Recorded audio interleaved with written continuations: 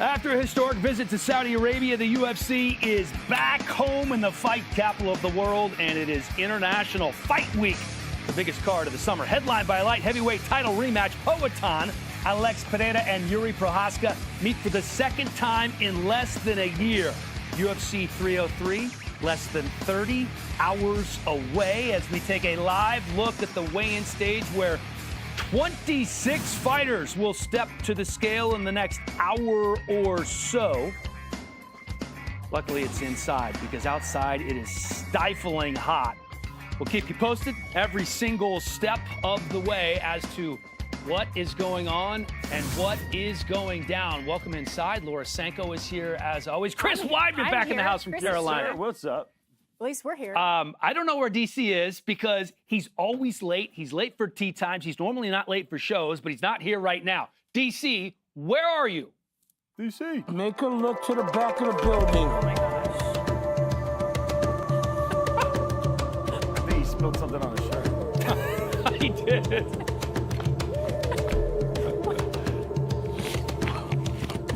Bro, this is the...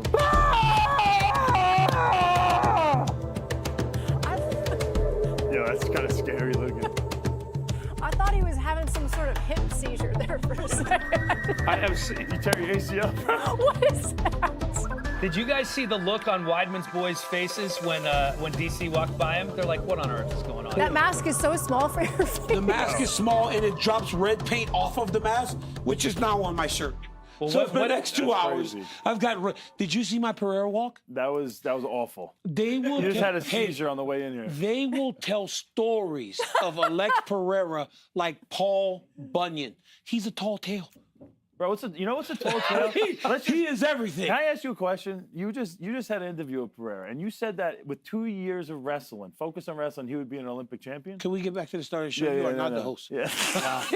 Wow. Do you believe that?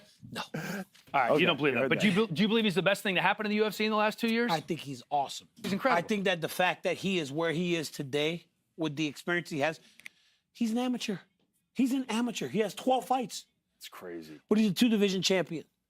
I mean, it's unreal. No one does what he's doing at this level. He has 12 there are guys fights. that will take any fight, anywhere, anytime, but they're building their careers. Right. Once you get to a certain level, you earn the right to be picky and choosy, and he's just like, no. I want them all. Yeah. And he continues to want them all. He was asked if after this one maybe he takes some time off because he had that broken toe. He said, "I wanna fight." I want to fight. It's crazy. He's not just trying to just hide with the wins he has and the great career he already started. He's down for the challenges. And he's not the most well-rounded guy we've seen. Right, it's crazy. Like, let's just be honest. You would be fearful. got Would that not be able to wrestle? You'd be like, what if this is the time where somebody just wants to lay on me? He don't care because he knows every fight starts on the feet. Yes. Every fight and starts he's got that Yeah. touch of death. People just go to sleep. Well, we're going to have 2 hours to get into Alex Pereira and Jiri Procházka, but it is International Fight Week, and there is tons going on all over the city here in Las Vegas. Mackenzie Pavicic is at UFC X right now. Let's check in.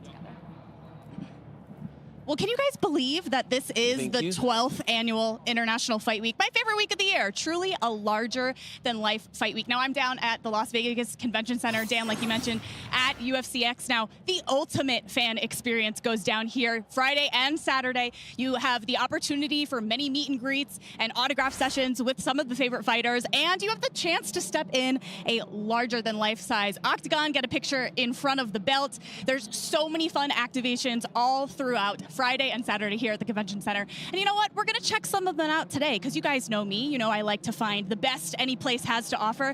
And I have an idea of what it might be, and you're going to have to check in later for that to find out. But before we get to that, I've got a couple fans here. Some ultimate fans of the Ultimate Fighting Championship. Come on in. We've got Dominic. Yes. Hello, Dominic. And Gavin. You guys are from where? West Virginia. Okay. How are you doing with the heat? It's kind of hot. Not too bad. It's manageable for now. We love that. Well, welcome to UFCX and International Fight Week. Is this the first time you guys are here for such an incredible week? Yes, it is. All right. Now, what's your favorite thing that you're most looking forward to today? Meet and greets and autographs. Meet and greets and autographs. Okay. Do we have one fighter that's on the bucket list? Johanna. Raul Arce Jr. Were you at the Hall of Fame last night? No. You missed a great speech from Joanna, but actually, you can watch it in UFC Fight Pass. You can go back and rewatch it. And Raul Rosas Jr., we love that. Coming off a big win recently. Did you watch that fight? Yes. All right. And now the main event going down inside T-Mobile Arena. First of all, you guys are going to be there, right? No. You're not going to be there? No, we're not gonna Oh, no. We got to fix that. Who do you have in the main event, though? Pereira, round 2 knockout. Round 2 knockout. All right. Is that what happened in MSG?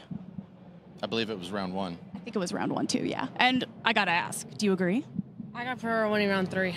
Round 3, also by way of finish. You're a jiu-jitsu guy, you told me earlier. Is it by submission?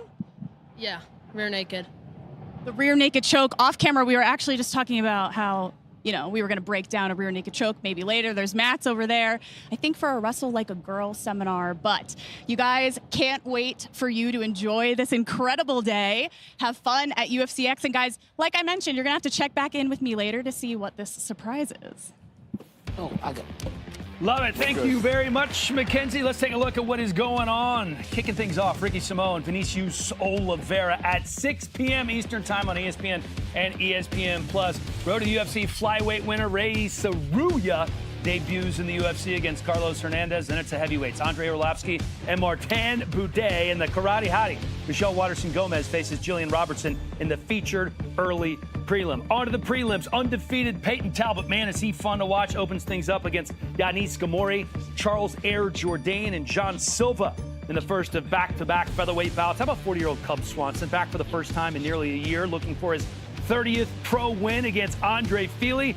And Joe Pyfer meets Marc-Andre Barrio in a middleweight banger to cap off the prelims. The main card is phenomenal. This might be my favorite fight of the night. Undefeated Ian Machado Gary opens things up against MVP, who will be Gary's stiffest test yet. These two have been going back and forth for days. Myra Bueno Silva, fresh off a title fight, taking on Macy Chasson. Anthony Smith and Roman Dolidze, both late additions to the card, as are Brian Ortega and Diego Lopez. That's going to be an awesome matchup in the co-main. And then, of course, the main event, the light heavyweight title fight, Alex Pereira and Jiri Prochazka, 2 fighting for the second time in less than a year.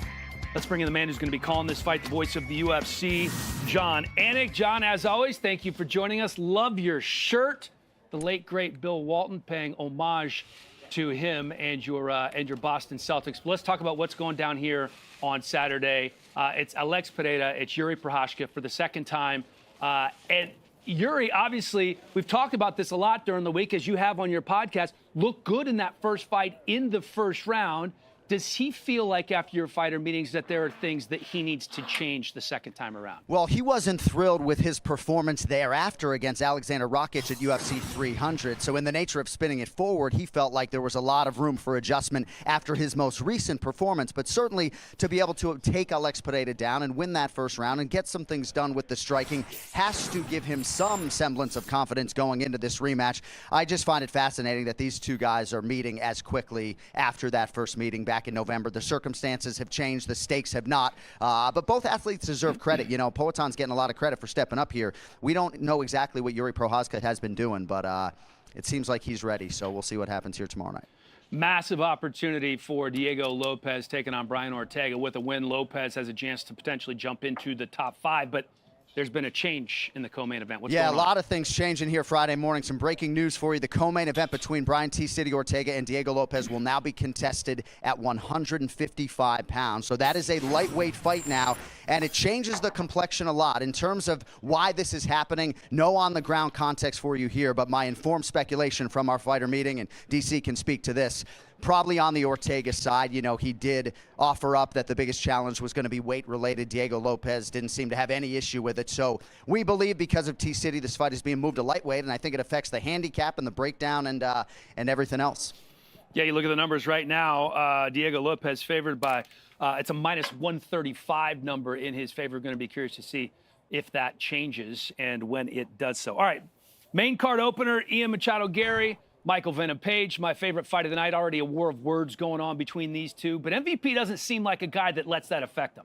Yeah, we'll see what happens. MVP seems very prepared for the clinch, and obviously all that Ian Machado Gary brings from a distance standpoint, but that MVP speed that we saw for the first time at least, live at UFC 299. It's just insane, that MVP speed. So very excited to see how the main card kicks off here Saturday night.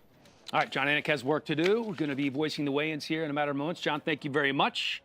Let's focus, DC, now on this co-main event, moving to lightweight. How does that affect things, and who does it affect more in this one, you think? Obviously, it affects the guy that can make the weight. That's who it affects. Because the guy that can make the weight probably was a little lighter than the guy that can't make the weight. He probably got the call that he was going to get to go up. And unfortunately, if, like John said, Ortega was the only one that said anything about weight on Wednesday, unfortunately, it's the kid that needs this fight more that it's going to affect. So it'll affect Lopez. But Brian Ortega stepping in on this amount of time, attempting to make the weight, tells you the differences that he's made to his approach. Now, he's not making the weight, if that's the case, right? The weight's going to 155. But even then, he's made enough changes to be able to compete on 2-3 weeks' notice and feel like he can compete and compete well. But yes, it will affect Diego Lopez more because he wasn't the guy that was struggling. He wasn't the guy that was asking to go up in weight. And he's also the guy that needs us more than Brian Ortega because he's the one that's starting the career, not the guy that's accomplished as much as Ortega has. All right. Obviously a very different situation than Kelvin Gastelum and Daniel Rodriguez back in Saudi Arabia. Weigh-ins are underway, and the Karate Hottie on the scale, Michelle Waterson-Gomez. I cannot think of someone who is more ubiquitously adored than the Karate Hottie, Michelle 115, the official weight for Michelle Waterson-Gomez. On the dot. They're absolute pioneer in women's MMA. She started fighting in 2007. And let me tell you something, when you find a woman that started fighting that early, you know she was doing it for the love of the game. Still fighting at the top of the game in the UFC as well. Amazing to see that. Andre Fili, he is a super experienced guy. He's a vet of the game, started in the UFC in 2013. He has been in there with the best guys in the weight class, Max Holloway, Yair Rodriguez, Calvin Kattar, and Bryce Mitchell.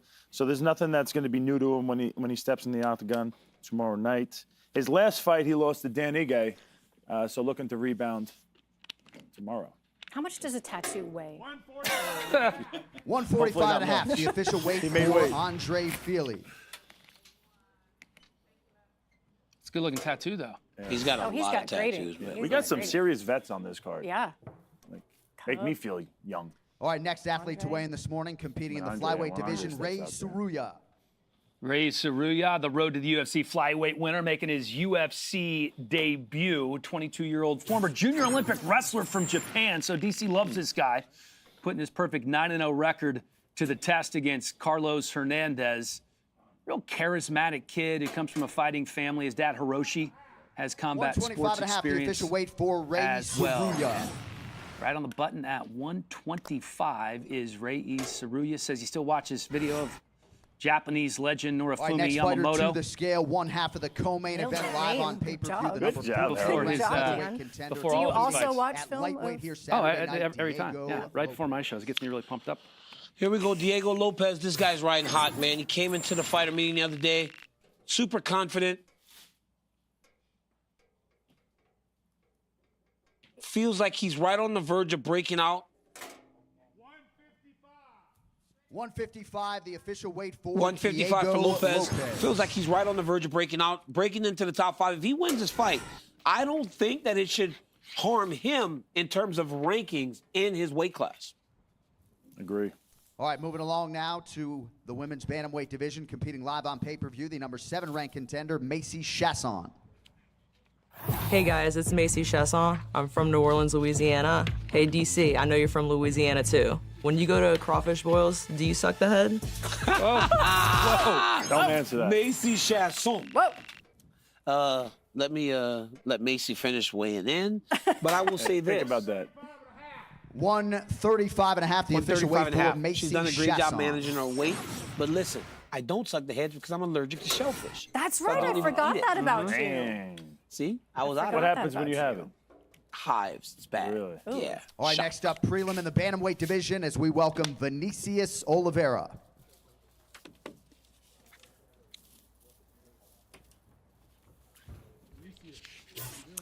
Lock dog.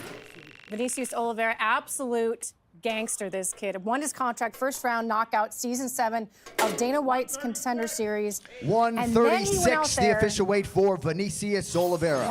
146? Sorry, I didn't hear that correctly. I think he made weight. 136. He did make weight. My apologies. Amazing. All right, next up we get to one half of the featured prelim live on ESPN in the middleweight division. Joe Pyfer. Joe Pyfer here, fighting out of Philadelphia, Pennsylvania, and DC. I want to know, do you think the hype comes back with a knockout over Marc-Andre Barrios? Yeah, I think so. You know, Joe Pyfer came into the fighter meeting the other day, and he was disappointed with the other side of fame. I always tell these young athletes, 185 and a half for Joe Pyfer. There's a different side. They all love you for a moment, but then it can turn in a minute. When they experience it, it's hard to deal with. Joe Pyfer's taking the right approach to it. He says, you know what? Forget everything else. I'm just next going up, to go a man fight. charged with kicking off the pay-per-view main card, the number 14 ranked UFC welterweight contender, Michael Venom Page. Michael Venom Page, one of the biggest prospects the UFC has had in a long time, coming out of Bellator with viral knockouts. Just had a big win over Kevin Holland, very exciting fight. He knows how to play the game. He's a super exciting guy with the mic in his hand, and also just like all the pre-fight antics. But when he's in there, he puts on a show. 171, the official weight for MVP. There hasn't Michael been too many guys that we've seen with that karate style. Yeah. You had Wonder Boy, you had Leo Machida. MVP's coming in with such speed and such a dynamic game. He's a tough guy. There's a danger to fighting him that we'll get into. The problem. There's a big danger. Barrios, he had 2 great wins in 2023 over Julian Marquez and Eric Anders. In 2024, he did step up the competition, went against Chris Curtis, and he lost a pretty close decision to him. I mean, now he's in that like realm of 185 for power bar, Marc-Andre Barrios. Is the UFC trying to make this guy a gatekeeper? Because he's going against Joe Pyfer, who's an up-and-coming guy. He's coming off his first loss. You know, how does he answer to that feel of, like, is he being set up? Next fighter to the scale, competing in a featherweight prelim, Charles Jourdain. Charles Jourdain coming off a split decision that did not go his way in Canada, UFC 297, and he is super motivated this week, wants to remind everybody what he is capable of. And when you watch this guy fight, he is 146, the official weight for Charles Jourdain. He is so dynamic on the feet. 8 wins by knockout, but actually his last 2 finishes in the UFC were by guillotine. So people need to start, you know, taking note of the in the flyweight division, Carlos Hernandez. Carlos Hernandez, he burst onto the scene in 2021 through the Dana White Contender Series, and since then he's 2-2 in the UFC. In his last fight, he went against one of the top prospects in the game, Tatsuro Taira, and he lost due to strikes. So it's always interesting to see how these guys come back from their first knockout loss. Let's see how he does on the scale. 125 for Carlos Hernandez. Yeah, Oh my goodness, he is good. Beast. Yeah, he's a So savage. you can't take much away from Carlos with that fight, and we'll see how he rebounds. But it's all about what you do now. Yeah. All right, next fighter to the stage competing in the heavyweight division. Please welcome Martin Budaj. Martin Budaj from Slovakia started his career with 4 straight wins after competing on Contender Series back in 2021. However, he's coming off that first loss to Shamil Gaziev last December. Every time I read this number, it's just crazy. He's facing 45-year-old Andre 264.5, the official weight for Martin 13 Budaj. years his elder. Hard to believe, too, that Budaj used to weigh 375 pounds, due in part to being a pro gamer. Said he spent 20 hours a day playing video games and didn't work out enough. Man, that World of Warcraft will get you. No, you know it's not that. You know it's that one. Let me tell you which one that gets you fat. All right, is the one where you pretend that you live in a world. Yeah. And you're not actually like instead of living here. You buy a big house. Did you get sucked back you into, buy did you a get big sucked house into or something. Sims back in the day? It's those Yes, it's like MMO a sim. games, Yes. man, those sim games Yes. where it's like mass people multiplayer. Live, that's what happens, and then you get fat. Like You're trying to super fat. level up. You're trying to get the best gear. Your Because you whole think life like has you to make be your dedicated character to it. super skinny on the game, and then in real life you're just sitting there eating, playing video games. I'm telling you, There's no crazy. stress on the wasn't video allowed to games. play. That's the problem with it. You know, you just escape reality. All right, from video games to rapid fire. You guys ready? Yes. All right, short camps. Who does it favor, Alex or Yuri? I think it favors Alex. Man, both these guys are professionals. I'm going to go with Alex, too. I think, yeah, let's go. That touch of death. It doesn't matter how much time you have. But You're wait, ready. he's got the toes. Yeah, I'm yeah. changing my mind. It favors you know what? Jiri. No. Said toe was good, though. I'm going touch of It's death. fine. Not that I think he's going to win, but I think the short camp favors him. Jiri, because Yuri's not the champion, and Jiri hasn't been traveling the world like Yeah. Alex Pereira has been. Ooh, Yeah. See that? See that? point. Next level thinking right there. Buy or sell. Alex Pereira is the hardest puncher in the UFC today. I mean, there's fact. I buy it because he proved it. It's objective truth. Is it? He Yeah. hit that machine. He hit the machine, Yeah. hit it harder than I Francis don't Ngannou. believe that machine. He hit the machine and hit it harder than It's him Francis. and then It's Joe clearly- Piper. There was some strength dude who just Bro, he's clearly the crushed hardest everybody. puncher in the UFC. He punches harder than Derek Lewis. He punched harder than Derek Lewis, Francis, all them dudes. Yeah. That's literally a dumb question, Helly. That's the one that Helly actually decided to ask on his own. First Helly is dumb comment. That's the this show. first one he Thank you very decided to much. ask on his own. Thank you very much. I think heavyweights. You got to put the heavyweights. Put some respect on the heavyweights. Yeah, I know. I think you're They disrespecting hit the whole the division. He machine. hit hard. I he hit don't the believe harder the than machine. Francis Ngannou. I just watched some big, strong dude who can't throw a punch But it doesn't matter. break the record on the machine. Yeah, because he's I don't stronger. believe He it. probably just threw a wild punch. It Yeah. probably rates harder. He hits harder than Alex Pereira. But that doesn't mean that the machine's wrong. We should get the machine Doesn't on mean that this that show. man could put that into action. Can we get the power cube on this show next time? I There's would no never hit question Alex Pereira is up there, but I don't know. Yeah, the heavyweights are so much bigger. Okay. You gotta Number give one. us some respect. Yes. All right, rapid fire. Over under 1.5 fights for Alex Pereira for the rest of 2024. Right, so we're halfway through. So I'll go under. I'll go. I think he's gonna have at least one more. But I mean, I think he'll have one more? I think 2 would be hard. I think he'll have one more. So this one counts as one, and then one more would count as correct. two? So he either has Okay. one or he has 3. So I'm gonna say he Or has, two, I'm gonna sorry, say he has two. 2. So I don't know if it's 2. So that'll be over. That'll be over. That's over. Yes. Yeah. Yeah, look at Roman Dolidze stepping in and stepping up, a normal middleweight, fighting at 205 and loves the matchup. Said 205, the official weight for Roman Dolidze. 205 for Roman Dolidze. Dolidze feels like he can be ranked at 185 and 205 and really cause problems in either weight class. I'm excited about seeing what Roman Dolidze does this weekend. Oh, sorry. No. Here's the deal, though. He has to make sure he's fighting the right way because Anthony's going to be naturally bigger. I don't know. I mean, I don't know about that. Dolidze is a big dude, and I think some of the problems, the reason why he's lost Anthony his weighs last like 2 fights at 240 middleweight. something. Yeah, I don't know if he weighs that much. I know he's struggling making weight, 205, Really? but maybe. I mean, We'll see, Anthony's now a big light heavyweight. But Yeah. what I was going to say was Roman Dolidze, when I called his fight against Imavov, and I've never been more intimidated by someone walking out to a fight. The fight didn't go great, but that man is terrifying. More than Shavkat Rakhmonov? The fighter meeting was not fun. He don't really he just kind of stares at you. He doesn't give Yeah. you much. No. He's so intimidating. It's very So intimidating. the interesting thing is they've actually trained together a bit at Extreme Couture. Yeah. I heard when some Anthony stories. when Anthony I goes heard in some there, stories. and I'm curious as to how that might have gone down. I've heard some Yes. stories. Yeah. What'd you hear? What'd you hear? I've heard some stories. There's a little bit of I wasn't fresh Yeah. whenever we started going. Who said so that? it might have went this way. Okay. said- No Right? excuses. But it wasn't good for me when we did go. You're not saying who said that, though. Doing that. That's how you keep your sources. Let's get back to rapid fire. Yeah. Good stuff. All right, rapid fire number 4. Fact or fiction? Procházka's team should have said no to this because if he loses, there may never be a third chance. Fiction, I think you have to seize these opportunities when they come. I think that was the right decision. Was it fiction, nonfiction? Yeah, fact or fiction. Fact or fiction. Yeah. I like Fiction. nonfiction. Yeah, exactly. Yeah, I'm going to go fiction. When you have an opportunity to fight for the belt, you take it every time. Fiction, nonfiction. Thesaurus or romance novel? Yes, I'm really smart, so you guys don't even know what nonfiction means. Hofstra education right there, ladies and gentlemen. Yeah, fact. Yeah. Yeah, he needed to make some changes in order to beat this guy. He didn't have the time to do that. All right, more momentum or burnout too soon? Which do you lean for Alex Pereira on this one? Momentum. He doesn't strike me as a guy that's going to burn out, and I don't know even why I say that. Some guys, you can see it coming. I don't think he's going to burn out.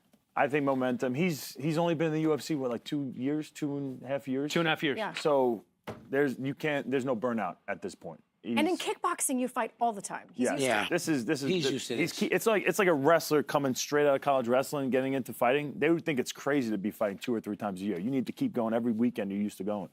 So I think he's kind of has that mindset from the kickboxing. Momentum. Yeah, he's got to keep his momentum going. It's the most important thing for Pereira. And by fighting often, you don't get nervous. You don't get nervous. Yeah, you get that experience. When you take time away from the octagon, every time you go in there, you're like, oh my God, I got to fight this dude. But when you fight often, it's like just kind of doing it again. Mm-hmm. Yo, why is my screen so dark? Like, what is going on here? They haven't. I had that issue. Yeah.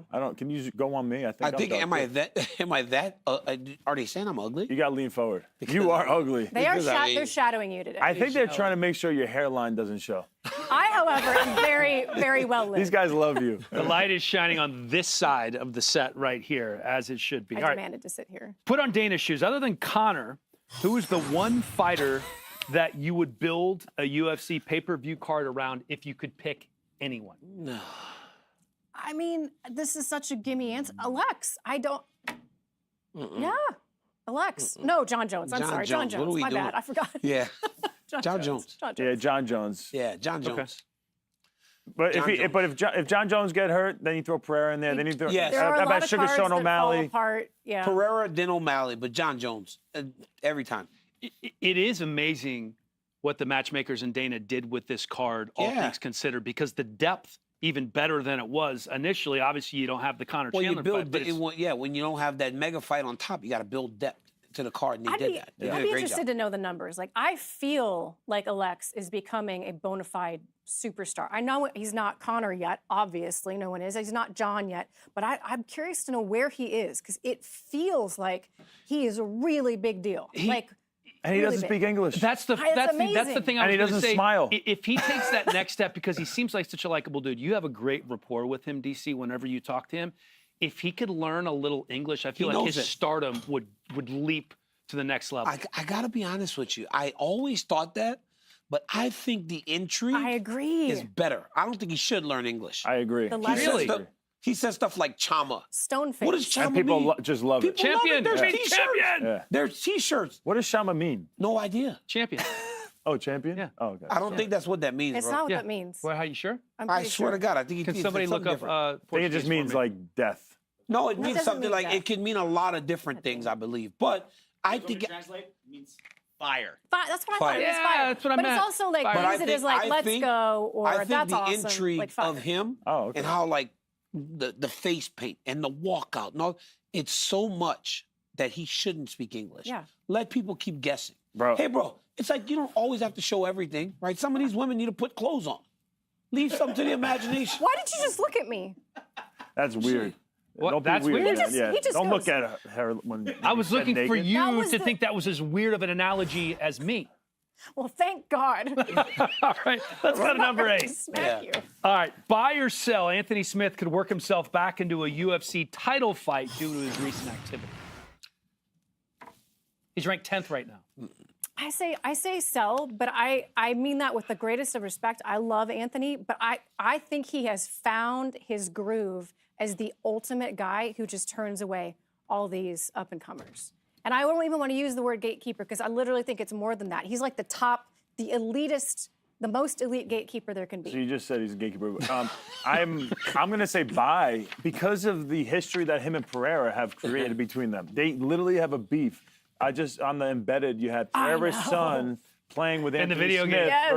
versus Pereira, and like they're setting that up. Hey. I think Pereira likes that fight for him, and Anthony will do anything to get that shot. So it's a great. Yeah. I see him getting a title fight if he wins tomorrow night. Buy because long-term storytelling, dude.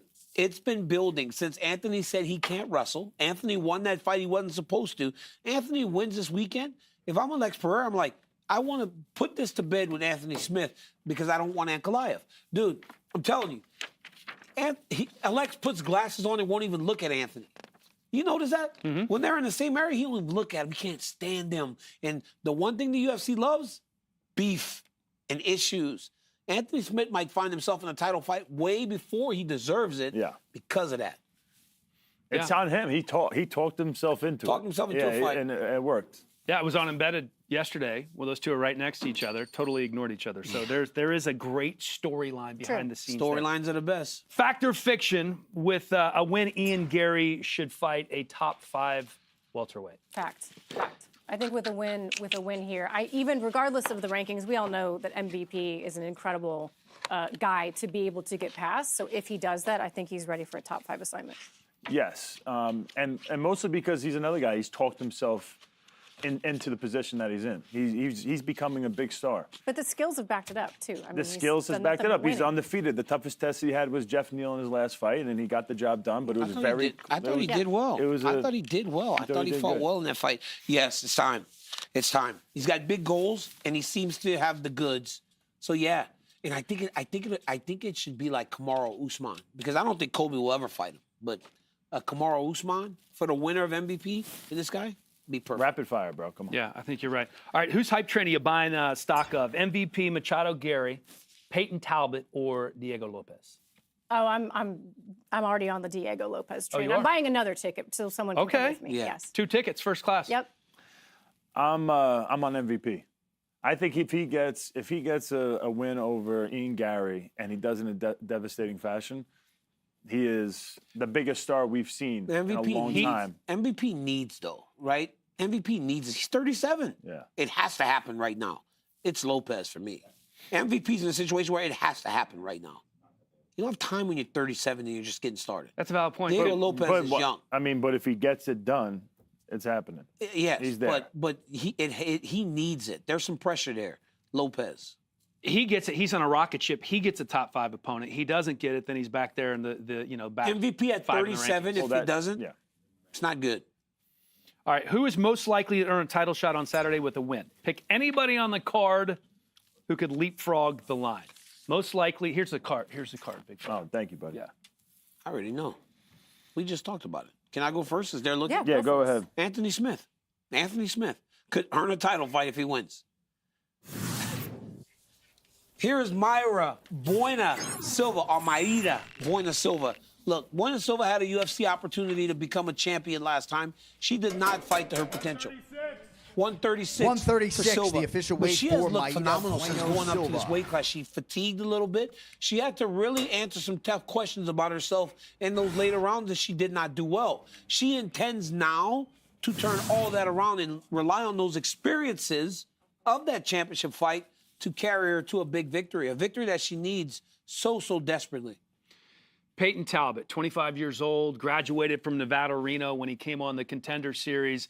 Dynamic young kid. We've loved talking to him. Recently did a YouTube video where he breaks down how to beat himself for his opponent. Really? I right? didn't see that. Such a little, maybe a little bit too cocky from Peyton Talbot. Hey, what's up It's with that a little dude? early. It's a little early, but I don't dislike it necessarily.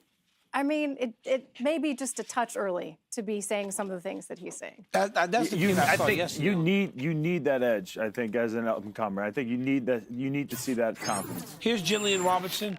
You know, Jillian Robertson's that fighter that continues to overcome and do things. 116. 116, that are the official weight for from her, Jillian right? Robertson. Jillian Robertson will go on a win streak. And then she might have a hiccup, but then she comes back and she rebuilds herself and she goes and she wins again. She has a really good skill set for upsetting people because she's such a tremendous grappler. And when she forces people to fight her fight, she can compete with the best in the world. All right. We have a couple of fighters on this card, 3 to be exact, who have at least referenced retirement in the very near future. Perhaps it could be on this card. I'm going to give you guys the name of a fighter. I just want one sentence describing their career. Okay. All right. This is a good one. Let's start with Cub Swanson. Killer, gangster. I mean, Cub Swanson was a guy who would go out there and throw down regardless. Some of the best fights back in the day. You knew when you were watching Cub Swanson. Sorry, this is more than one sentence. No, you knew what you were getting. I agree. Gangster. I mean, he stands in the pocket with everybody. He has a very unique style, too, where he puts his hands down, so he's always been fun to watch. He hits punches and kicks from weird angles, and he's going to be a tough fight for anybody. For me, Southern California cool, man. Just like the palm trees on his chest. A guy that you knew when you watched him fight, dude was ready to scrap. Tremendous boxing, and just a dog, full-on dog. Andrei Arlovsky. I mean, evolution is the word that comes to mind. The evolution of Andrei Arlovski is almost impossible to replicate. To start fighting when he did and still be fighting and be relevant to this sport is unbelievable. To be able to grow with it. His first fight in the UFC was 24 years ago. He started when he was 21. Now he's 45. The guy has stayed relevant this whole time. There's been so many. I remember like 10, maybe 15 years ago when we were just like rooks in this place. We thought he was kind of like falling off. And then next thing you know, you just see him get better and better, get knockouts over tough dudes. And he's never gone away. Like as soon as you started having a doubt with him, like thinking he's kind of done, he just showed up. There was a time where his chin, you thought his chin was so suspect, he got touched and he would just drop. And then next thing you know, he was eating shots for breakfast. It was crazy. So he's a warrior. Because I remember in Strikeforce, when we were there, he was getting knocked out by all kinds of dudes. I think Brett Rogers might have knocked him out. Like, it seemed like it was over. It was over for Andre. But he continued to stay the course, and he just reinvented himself. He changed his fighting style. He was never afraid to move between camps and do things differently. And he allowed for him to have such a long career. Unbelievable. Good sentence. Michelle Waterson-Gomez. I know you keep saying a sentence and not word, but the word that comes to mind with Michelle is heart. And I think people need to look at her career and understand that she, by and large, has been fighting up a weight class the entire time. All right, next fighter to the scale is the man around whom this fight card was built, the undisputed UFC light heavyweight champion, Alex Poatan Pereira. And here is the champ, already in rare air, one of 9 fighters to win 2 titles in division history. Step into the scale. You know, Alex Pereira has not only become the UFC champion in 2 divisions, he's become a massive star, but it's the way that he's handled it. 204 and a half, the official weight for Poatan Alex Pereira. As important as his fighting style, and it really does speak to the man that he is, because he has not changed from the moment he walked in here to the champion that he is today. Yanis Gomori, the 29-year-old, is of Algerian descent, but he was born in France and still lives and trains in the city of Lyon. Beautiful city, by the way.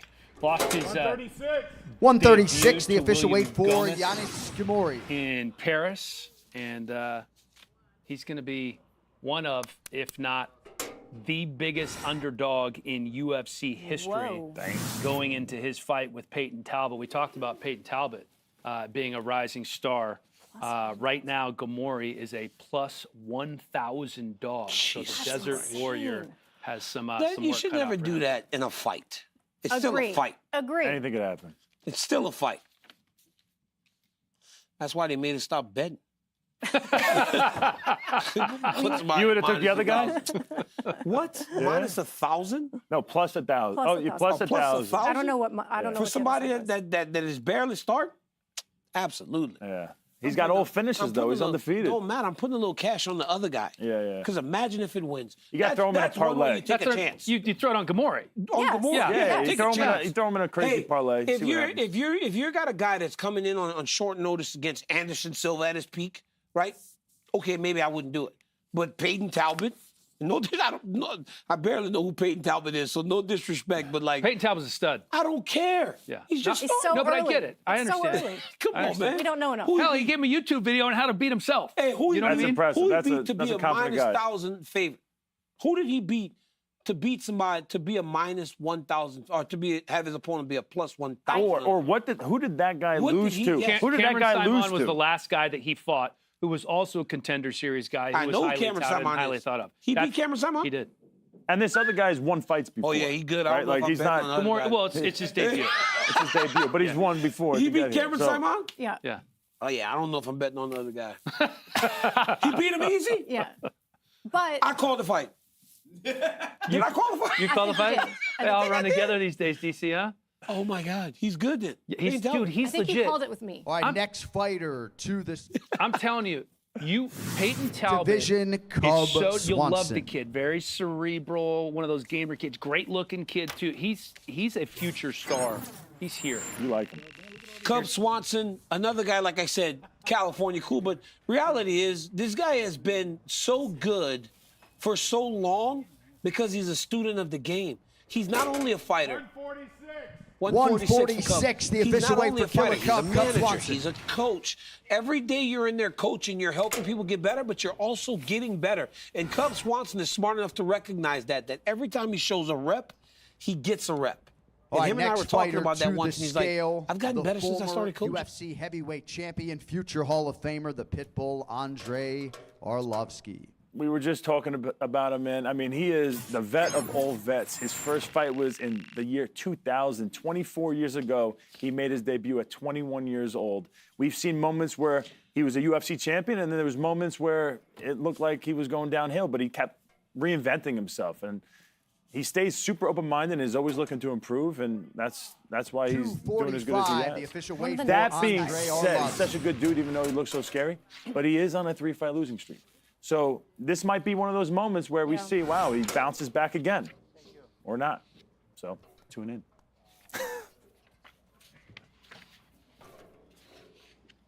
Okay. Ortega on a check scale right now, waiting for him to come out and step to the scale. Of course, this fight has been moved from featherweight to lightweight, a short notice call for Brian Ortega. This is interesting that we're needing to use a check scale. He better make weight after they move it up, right? We should not use a check scale at this point. No, if the weight class got moved up for you. But here's the deal. Him on the check scale or being close tells you how bad the weight must have been. And that'll be 2 weeks in a row. In his mind, his next fight was going to be at lightweight. Ortega. Yes. This was last minute. However, there's been a lot of talk about the reason for him taking this fight, right? The whole thing about, he said it. He said, the main reason I'm taking this fight is because I want to donate $100,000 to this church that means so much to me, that has changed my life. I love that motivation from a spiritual sense, but it does make you wonder about the mentality of where he was prior to saying yes. Mm-hmm. And Diego Lopez is the bigger guy. Diego Lopez is 3 inches taller and has, like, I think almost 3 inches in reach as well. And he's a beast. Diego Lopez looked massive on that scale. So the fact that he made but the Diego weight, Brian Lopez looked like he was sad walking on the scale. Is. The last 2 times, because, boy, did you see the Kelvin Gastelum debacle last week? Yes. You start seeing the other guy always seems like he's about to cry when he's walking on the scale. Man, you give me extra 10 pounds. And that's the other thing we should probably talk about. Why all of a sudden there's no catch weight in between? They're actually doing the weight class above, starting last week with Kelvin Gastelum fight, which is kind of weird.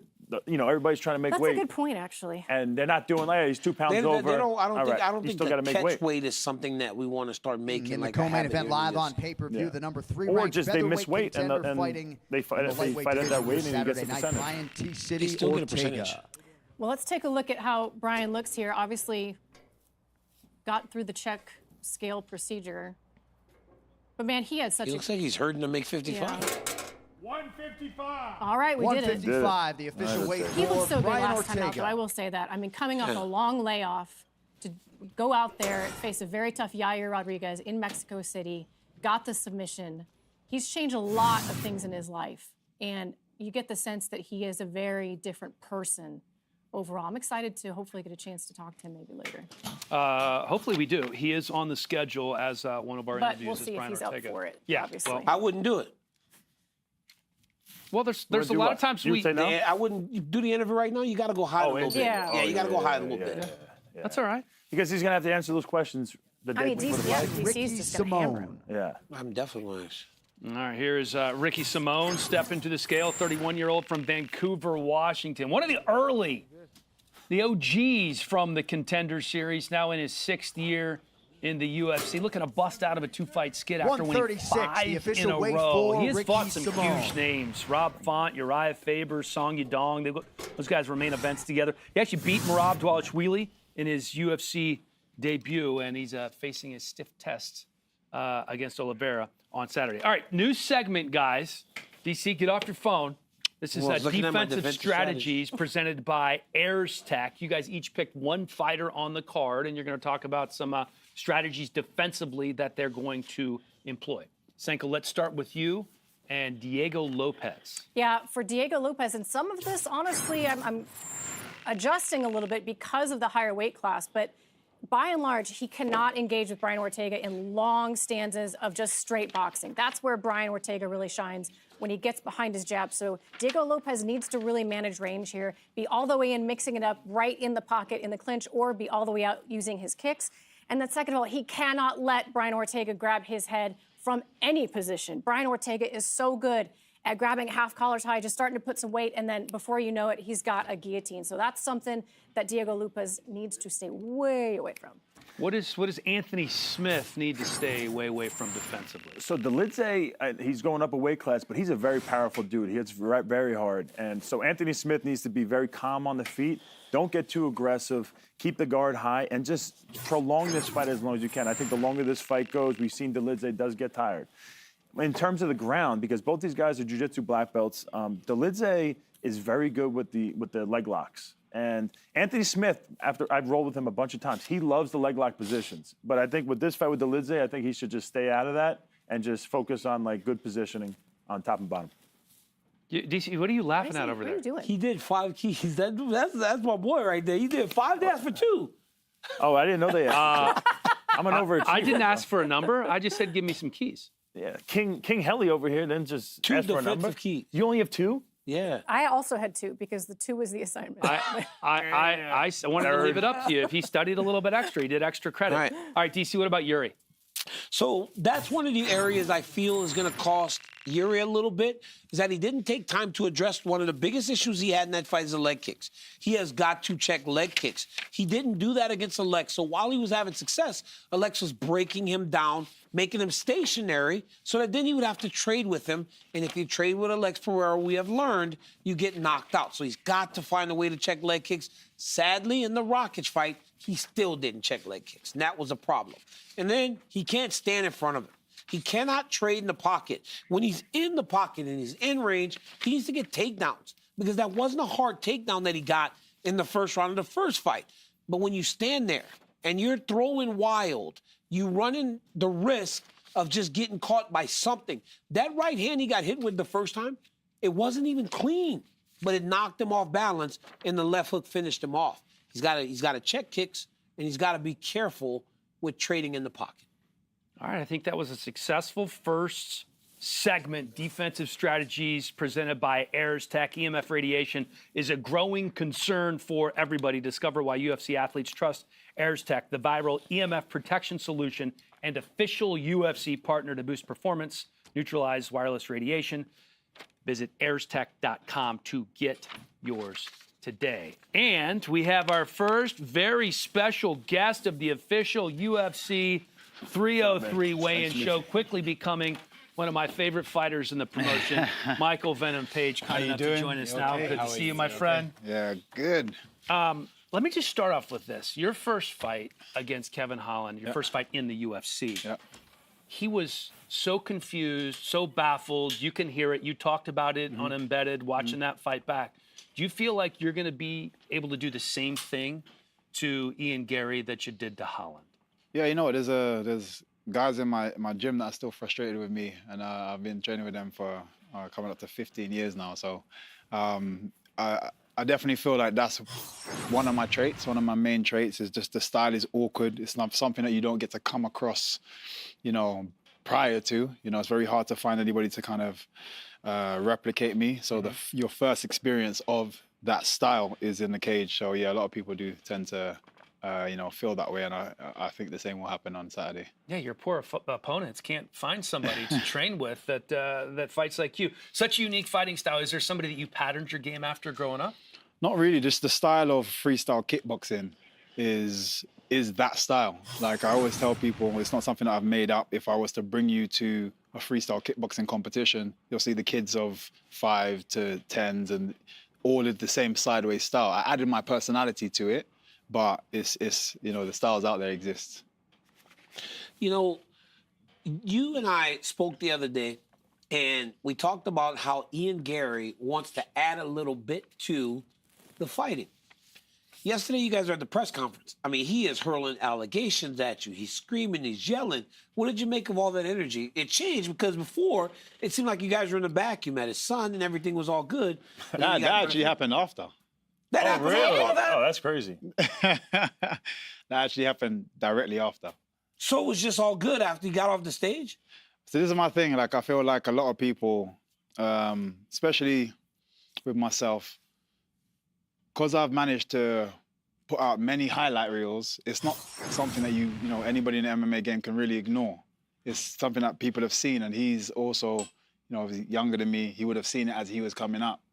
So these guys, there's a little bit of respect there. As much as he wants to try and deny it, the second I gave him an option to show respect, he was like offering his child to me, like, oh yeah, like, and I'm not gonna lie, their child is cute. He is pretty cute. So cute. So cute. Those impressions were unbelievable. Yeah, that's I love crazy. that video. That's unbelievable, right? Yeah. So he would. So you're saying whatever energy you'd have gave him, that's what he would have matched you with. If you went to 100%. fight him, he'd have wanted to fight you. So you're 37. Yes, sir. Is it right now, this fight, do you feel like it has to be right now because of the timing? Or do you feel like you got many, many years down the road to rebuild if something ever goes sideways? Because a lot of guys, when they get to this age, it's like, I need to win now in order to get to where I'm trying to go. No, I don't believe that. I believe I'm destined for greatness regardless. As much as I am 37 in age, in fighting age, because of my style, I don't take too much damage. I definitely know I can last a long time. So if I choose to, I think when I am not enjoying the rough and tough of the camp is when I decide to hang up the gloves. But I'll never let the fight game retire me. You know. What do you think of, or have you ever dealt with a dude that you were fighting with that was talking trash like he did and getting under your skin and trying to be irritating? Like, I know his personality, I think you've even said it, like it's a little like annoying. A lot of people you feel like don't like him.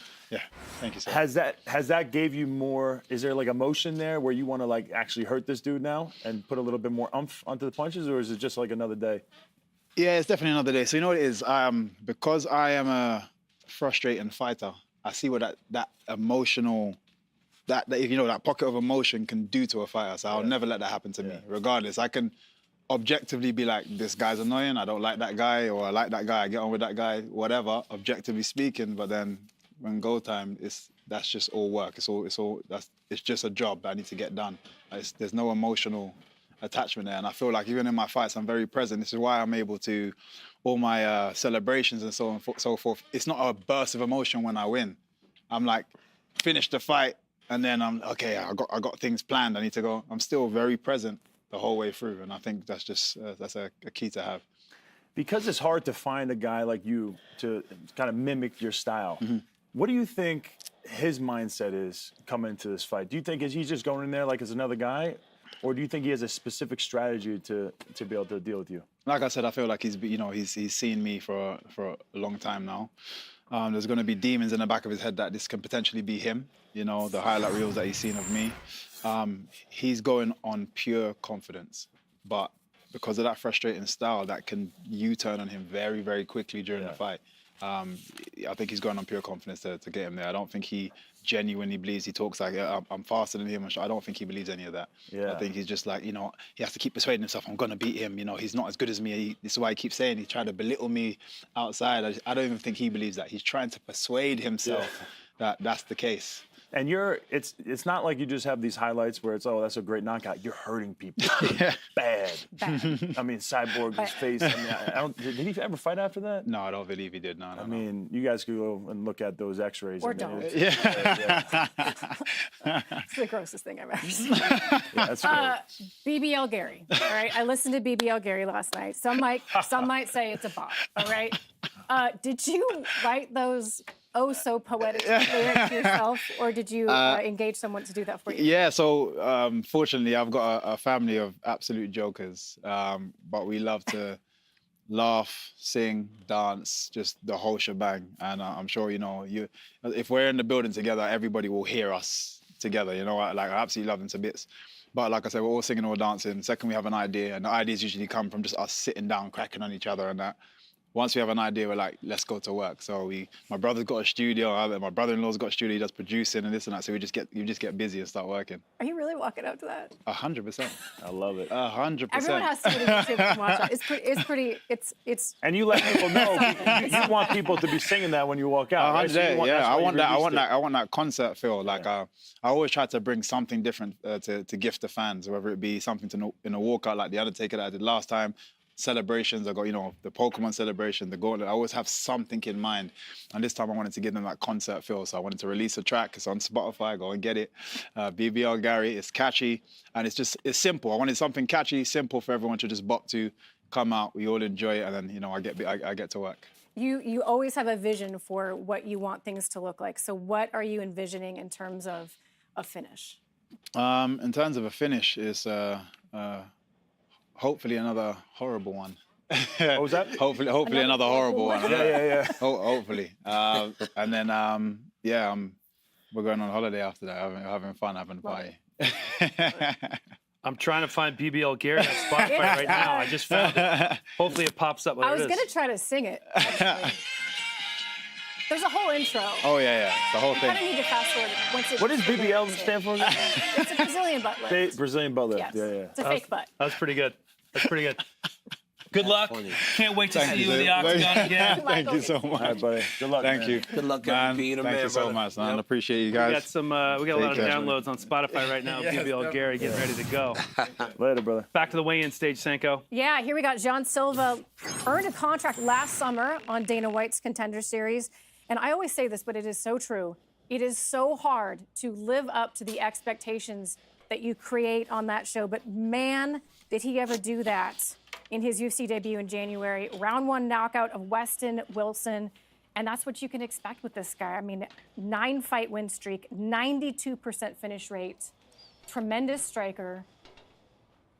Let's see if he's on weight. 147.5. Ooh. 147.5, the official weight for John Silva. That is a pound and a half over the featherweight limit. A pound and a half miss for John Silva. Not a good habit to be getting into early in your career, but what I was going to say was, amazing team, Fighting Nerds. Go ahead, John. What you were going to say is you need to sign up for Fight Pass if you don't have it right now. 35% off the annual plan on UFC Fight Pass now through June 30th. The offer is available all over the world. Rules apply, obviously. What, DC? I'm canceling my Fight Pass and then rebuying it. So I only got to pay $60. Ooh, that's smart. I paid $99. Ian Machado, Gary stepping on the scale. We just had his opponent up here, MVP, with us a moment ago. I mean, what more can you say? I mean, 7-0 in the UFC, an unbelievable striker, an uber prospect. 170 on the dot. The official weight for Ian Machado Gary. Is that crazy how fast? He's 7-0 in the UFC already. Yes. That's so fast. Because I remember when he first got here in New York City, making his debut. He's already fought 7 times. So it's not like Ian Gary is just talking.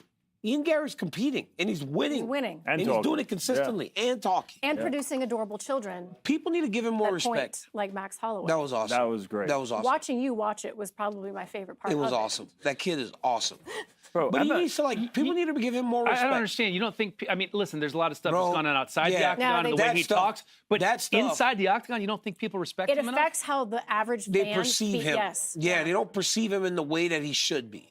They act like everybody acts like he's such an annoying person and all this stuff. And it's all due to stuff that they think outside of the octagon. Nothing they can say about him in terms of fighting can be negative. He's that good.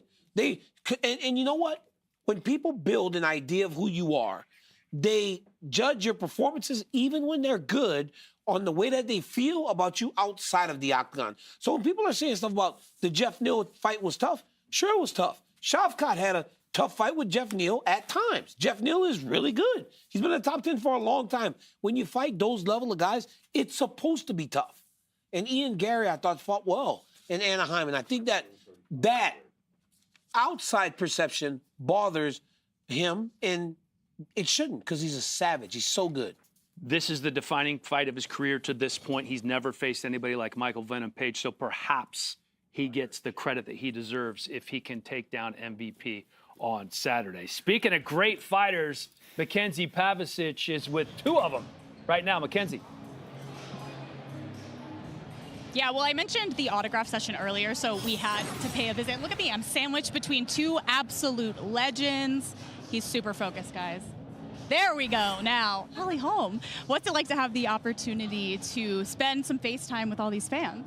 Oh, you know what? I remember before I had my, first big fights, I always wondered when somebody would even want my autograph, and then you're at the point where it's like you build a fan base, and we wouldn't be able to have a job without all these fans. So there's a lot of times when it's actual fight week for us, it's like you trying to focus, and it's, times like this though, when I'm not at a fight week, it's so much more fun to be able to really actually be more personal and engage with the fans, and I'm super thankful and I'm just happy to be here. And you can pay a little bit more attention to the fans. How long did it take you to perfect that autograph? I think I just let it go, But I will say, I remember I got an autograph from when I was, I want to say 12 years old at a concert, and it was like a scribble, and I waited so long in line, and I was like, you know what? If anybody ever wants my autograph at some point in my life, I'm going to write my whole name. And then I got committed to it, so now I got to write my whole name every time. Well, we love it. Holly, I'll let you get back to the autographs. Thank you so much. Now, guys, there's 12 fighters across 3 stages, a total of 4 sessions. Make sure you head on down here to the convention center so you can meet some of your favorite fighters. And Daniel Cormier, how you feeling? I'm getting a little hungry in here. You got food? Mackenzie, you got food? You know me. I think I can make it work, guys. You'll just have to check back in. So when am I going to get to see you, Mackenzie? If you got food, let's go.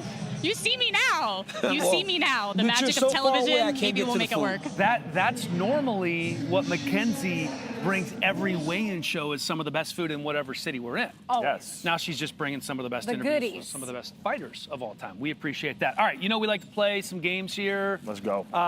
This is an interesting one. Our buddy RG3, who's a big UFC fan, posted this on Instagram with his wife, who, by the way, is a former track star from Florida State. Check this out.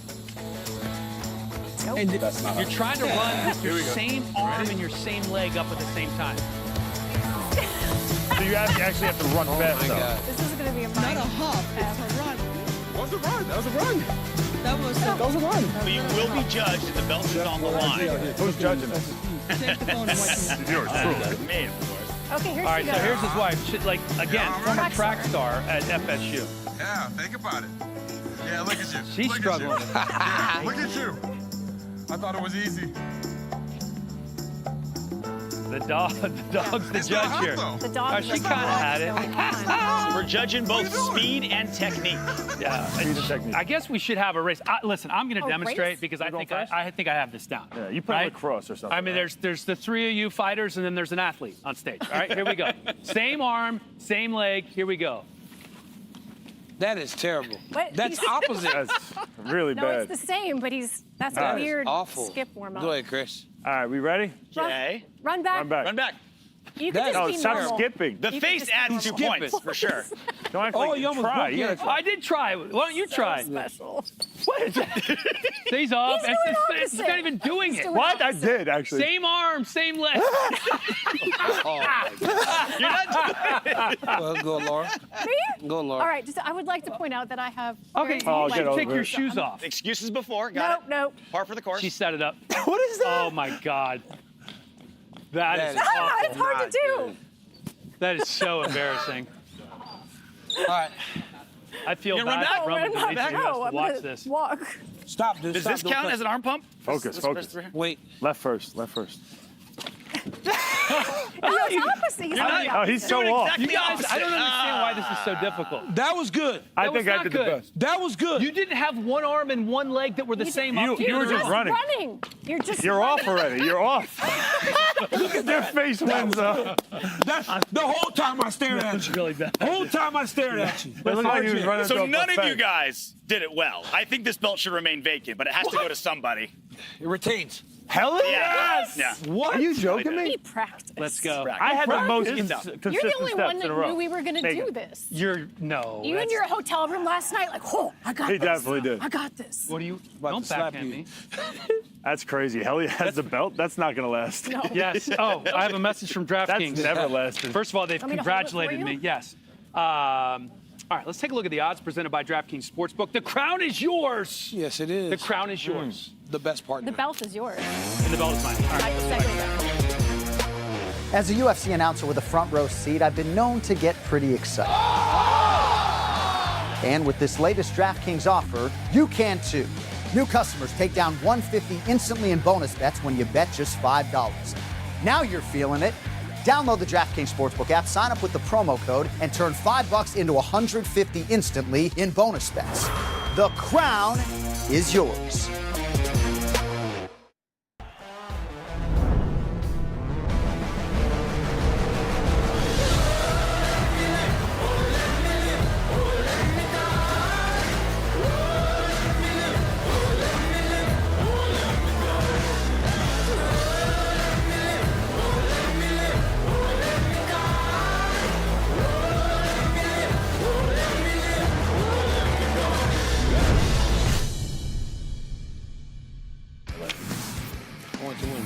The official UFC 303 weigh-in show is presented by DraftKings Sportsbook. The crown is yours. Now, we are not allowed to bet ourselves on UFC fights, but we're certainly allowed to help you win some money.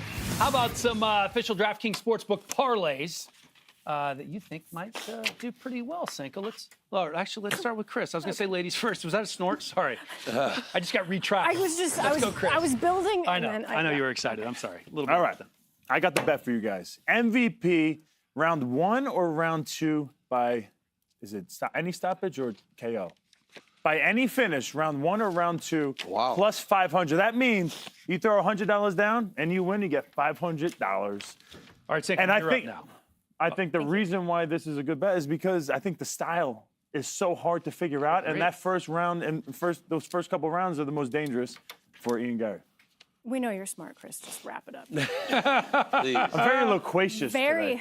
Loquacious. Wow. Look at you. Word of the day. I have a very zesty parlay for you on Diego Lopez to win in under 1.5 rounds. Okay? $100.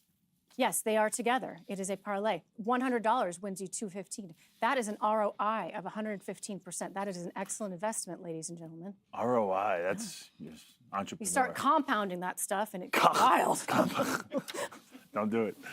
All right, you can't officially do a parlay, but we have a prop for you. So I got a prop for you, yeah. So I think that Anthony Smith and Roman Dolidze under 2.5 rounds. So we're not going decision in this one. I think this one at minus 125 is safe because I think somebody's getting finished. Especially now, hey, Anthony Smith still hasn't weighed in. It's a long time. Might be some weight issues. That may bode well for him, though, because he's the bigger guy. They both got to go early in that fight. Like, they're going to get go after it. I don't know. I think Anthony Smith's got to let that fight. Short notice fights. Short notice fights. Like, but he said he was training. He was getting ready. He was getting ready. Dolidze's got to go. Dolidze's got to press. Dolidze's got to go. He's got to press. Because he gets tired regardless, even if it's a full camp. So he's got to go early. So Anthony Smith has yet to weigh in. Jiri. And Jiri Prochazka has not weighed in yet as well. I'm not worried about Jiri. Ricky Simone, Peyton Talbot Ricky Simone did weigh in. Yeah, he weighed in. He did, yeah. Check we that. saw That's Ricky my Simone. bad. So Peyton, so we have 3 left, right? 3 who haven't weighed in. Peyton Talbot. You think if Anthony Peyton Smith. Talbot, like if Peyton Talbot doesn't make weight, that line comes down? There's no way Peyton Talbot doesn't make weight. Line does go down. So wait, so you're Peyton Talbot's coach or manager? Like you love him? Did you just lick your lips talking about him? Because he's getting awkward. He's your Waters. shot. Waters for the guys love who Peyton Talbot. weren't a Kid's a stud. Oh, we haven't had one of these yet. The belt gets a beer. I do so much better once I start drinking on this show. I don't know if that's true. Can we get her a beer? Done. Everyone. Bartender. I think everybody needs a beer. All right, guys. Let's talk a little short notice main events, since that's exactly what we have here coming up on Saturday, thanks to absolute badasses in Alex Pereira and Jiri Prochazka really saving this card. Let's go top 3 short notice pay-per-view main events of all time. All right? All time. All right. Chris, let's start with you. Let's start with me. All right. Number 1 on the list. Got to go Conor McGregor versus Diaz 1. If you don't remember, Diaz was in Mexico taking shots at tequila. He wasn't training, and he took that fight, didn't give a crap, and he ends up beating Conor McGregor, and that started the rivalry that is probably one of the best rivalries we've ever seen. Then you had Mendez versus Connor. I was there for this fight. That was when Sinead O'Connor, I think is her name. Yep, Sinead O'Connor. Sinead O'Connor. She sang And live the country there. guy sang too. Aaron Lewis. And he couldn't even sing because it was so loud they were booing him. Yeah, it was amazing to be there. And that fight was super exciting. Mendez took that on 3 weeks' notice, and he was like doing a camping trip. He was like in the woods or something, and he was looking good until he wasn't. And then Islam versus Volkanovski at 3. I mean, you had the pound for pound #1 going against Islam, and it was an awesome fight. You guys know how much I like watching the world burn, right? So the more anarchy, the better. So #3 for me is Khabib versus Al Iaquinta, UFC 223. Ooh. Yeah. Because that's not my list. You guys screwed that up. But go ahead. Khabib Derek in graphics. Tracy Cortez is never going to Khabib Iaquinta, because you saw like the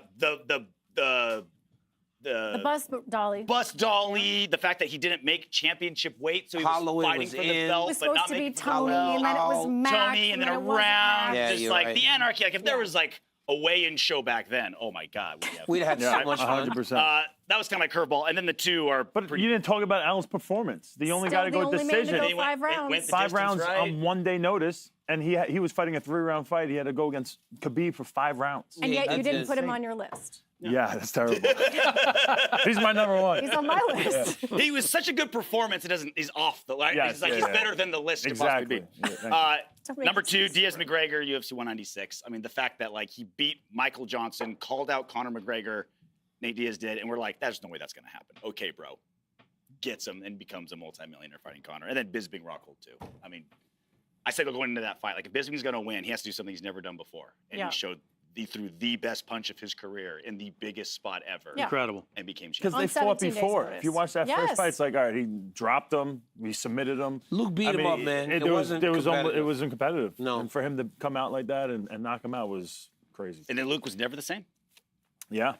Well, we've discussed all the steam out of my list. But, I have Bisping Rockhold at #3. I mean, 17 days notice to pull off one of the greatest upsets we've ever seen. Conor, Nate won 11 days notice. That was wild. And that turned Nate into a bona fide superstar. That was the I'm not surprised, mother effers quote. Huge. And then for me, Khabib Al Iaquinta is #1 because of everything that transpired before it and because Al went out there and hung in there so well. I mean, that was a wild week. He lost 50 to 44. I know, but he was there. I mean, you guys are talking like he had this great performance. On short notice, he's hang on a second. He made it to the finish line. That's how good Khabib is that we are impressed. Because he lost when someone 50 goes to 5 rounds with him. Khabib's training for a 5-round fight. You should know. You should know how big of a difference that is. So 1 day notice against the best of all time. Who did better against Khabib than that? So let me say this, though. He shouldn't be able to fight 5 rounds in 1 day. What about the 3 rounds that he was preparing to fight for on the same day? Should he not have won one of those rounds? And then it's skipped. Like, come on, man, let's stop. Well, he wasn't prepared for the last 2, What was he ranked He loses at the the last time? 2. What was he 7, ranked? 8, 7, 6, somewhere in there. See, I think you're missing the point. It's speaking to We are Khabib's complimenting greatness, really. Khabib's I get it, greatness but I'm by just saying, come saying on, that man, this let's guy not- Khabib survived. gives him This is one of the respect. problems. He calls him the Brooklyn This gangster. is one of the problems. Yes, he is. Yeah. This is one of the problems with the world we live in today, right? Because we all want to make people feel good. Everybody wants it's like, a trophy. Even last time, I love Dustin Poirier. He fought okay, but he lost 4 to 5 rounds. It was almost like he won. Anyhow, let me give you my list because this shit pisses me off. I'm just proud of DC for bashing his teammate Khabib in that going the distance with him isn't impressive. Yeah. It's very big of you to he lost add 50 that to context. 44. Anyhow, That you think going the here's my distance with list. Khabib isn't that tough. That's big of you. Nate versus Conor. Sorry. Alex versus Jiri. This fight right here, I'm putting at 3. Why? Because it's having to replace this. And also, for this card to feel like it does, after all the changes that were made to this card, the reason it feels like that is because of these 2 guys at the top of the marquee. If you didn't have these 2, it would not feel like a big pay-per-view. It does because of what Alex Pereira is and what a Jiri Prochazka is. At #2, Islam and Volkanovski. Volk at the time had fought Islam well in the first time. Now that's fighting good. What Volk did in the first fight is fighting good. That's why that should be on the list. Now, the second fight didn't turn out well. But because of what we saw prior and because of who Volk was in the rankings at that time as the pound for pound #1, that was that. And then #1, obviously, Nate versus Conor.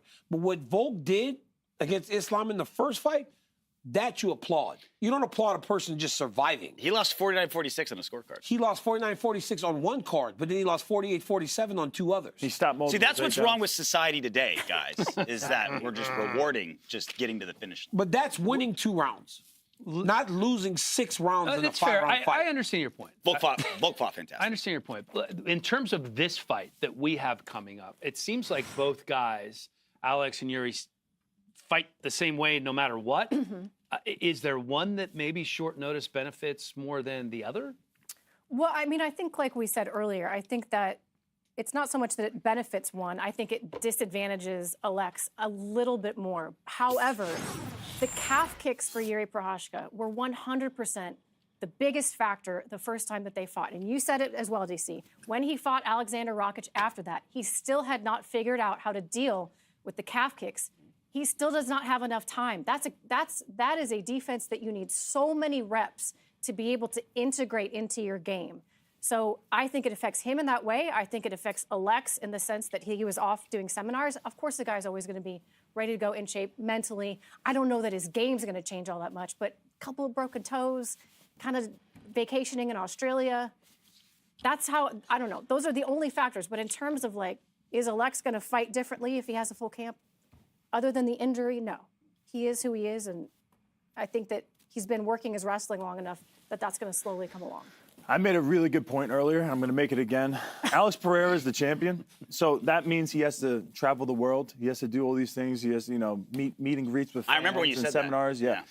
And Jiri Prochazka was in a cabin somewhere, in a dark room with no food or water, just focusing on his samurai spirit. But that was in May. That's my gimmick. He does it all the time. He does it all the time. It lasts that long. You think it was May was the last time? Do you see his ponytail? This guy, all he does is train, okay? He walks around. He does live the samurai life. Absolutely. He does. But I just think that ultimately, that, like you said, that deficiency in that defense, not being able to stop those kicks is going to be a problem. But there is so much that comes with becoming the man. Right? Alex Pereira doesn't get many days where he's not, or something's required of him. Even when he's in Connecticut, they'll be like, hey, can you go to New York and do a couple things? It's not far, right? It's a couple hours, you'll be in and out. But then you spend a whole day in New York, and you know where you don't spend time? In the gym. When you're not the man, you're in the gym every single day getting better. When you come to man, everybody's pulling at you. And it's money. There's a lot of money. There's money to be made. Go here, as the go there, make money. Yes. And you don't know how long you're going to be a champion, so everyone tells you, take advantage of it. And is cashing chips at a high rate right now with everything he does. Those seminars, making money. So I think the short notice hurts him. But again, it's just, I don't know that it hurts him so much that he can't throw calf kicks for 15 minutes to really and he limit doesn't Jiri. have power. Of course, he's still going to have that power. Yeah. The only question mark for me with this fight, is the wrestling aspect. If Jiri does tie him up, like how quickly does Pereira get tired now that he didn't have a full training camp? That's a good point. He slowed down a little bit with some of the wrestling exchanges in that fight. I'm gonna let RJ go, but we talk. Pereira does a good job of literally not grappling. He doesn't grapple. Everybody's like, well, his grappling is good enough. He doesn't grapple. And it's the smartest thing in the world. His fight IQ is so much higher than we give him credit for. When you take me down, I would always turn my back to get back up, right? Or I push your hip, shove you away. That's what good grapplers do. We start to work towards getting up. Alex doesn't do any of that. He closes his guard, he grabs your wrist, and he just holds you. You know who else was like that? One of the best strikers of all time, Anderson Silva. They just hold you. They don't try He's waiting for the next round. Okay, you got me down. I'm chilling. Because they're throwing some strikes from bottom. Because if he tries to get up, he'll give openings to get submitted. Yes. So he doesn't even try. He's the best at anti-grappling. Yeah. I watch this dude sit with somebody who Jan had him mounted. He's holding on to Blachowicz. Your hands, right? He's holding his hands. Like, I'm going to just stay here. Because next round, this fight starts on the feet. Yeah. He doesn't grapple.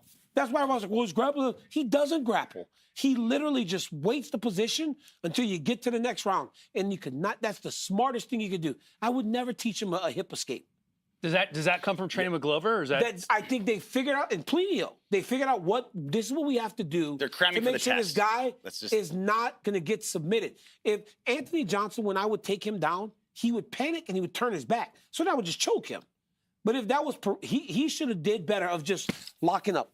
Just stay there. Wait till the next round. We're all dancing around the one biggest point here is that there isn't a championship fight you can make in the UFC that's less affected by short notice than this one. Yes, yes. 2 broken toes, 0 broken toes, 15 broken toes, long notice, short notice. They're both going to fight exactly the same way. They're going to strike. Like if Jiri Prochazka had 8 weeks to train, you think he's going to be like, well, I'm going to start putting together a real technical striking. I'm going to outpoint him, and then I'm going to mix in some He's going to be a whirling dervish in a wall of violence, no matter how much time that's left. Alex Pereira is going to hunt him down, throw leg kicks, set up the left hook, no matter how much time. There's no fight in the UFC at a high level that's less affected by short notice or injury than this one. Do we have time to talk about the most intriguing thing about this matchup? The spiritual warfare going on? The magic. Pretty incredible. Are you guys, have we missed out on this? I just think that people are so confused, or his opponents are so confused when they're trying to put a finger on what makes this guy so special that now they're reaching.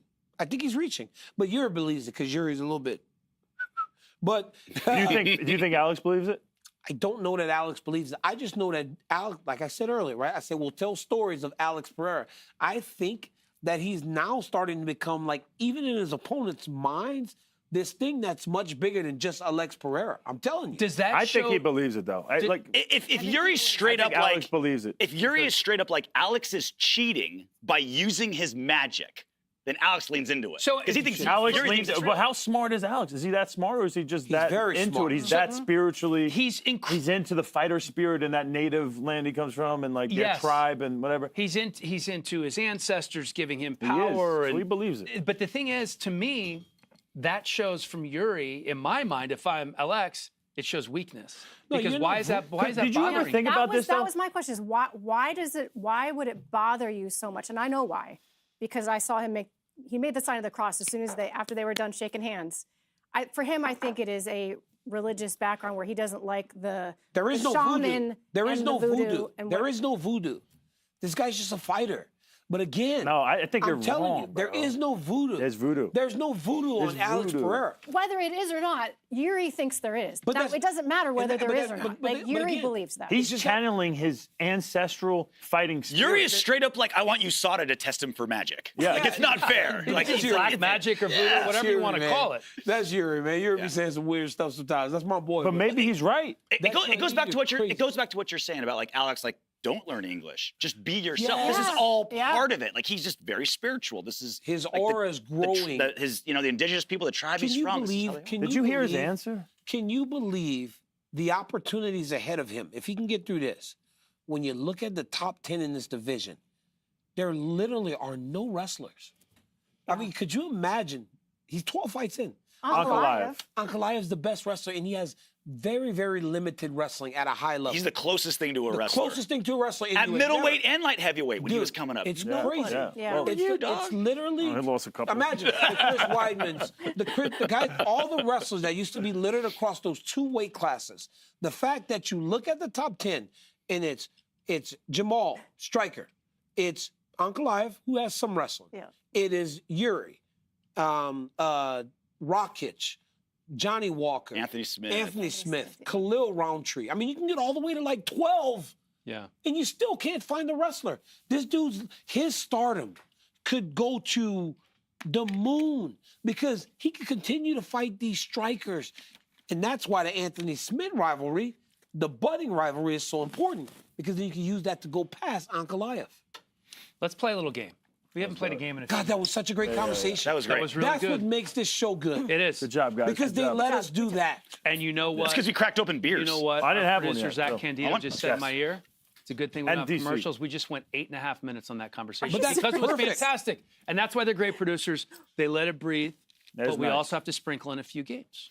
This isn't a game. It's more of like a conversation game. It's called Bad Night or Bad Sign. Okay, I'm going to give you somebody on the card, a fight that's happened in the past. Was it just a bad night at the office, or was it a bad sign of things to come? Okay, Sanko, let's start with you and Jiri and his loss to Alex Pereira at UFC 295. Bad night or bad sign? I mean, bad matchup, but I'm going to say bad night. Bad night. Bad night. Because the fact is he won round 1 on all 3 judges' scorecards. And he had some success in the grappling. So, yes, he walked right onto a punch, and he's got some defensive deficiencies. So, yeah, a bad night. Bad night. Bad night. He could have easily won that fight too. You know, it could have went either way. He got hit with the bigger punch. He rocked him multiple times. He had a great takedown. And yeah, I'm going just bad night. Yo, bad sign or bad night? Jiri Prochazka. Okay, guys. Could somebody get my phone in the back? I left it in the warehouse. Bad night or bad sign?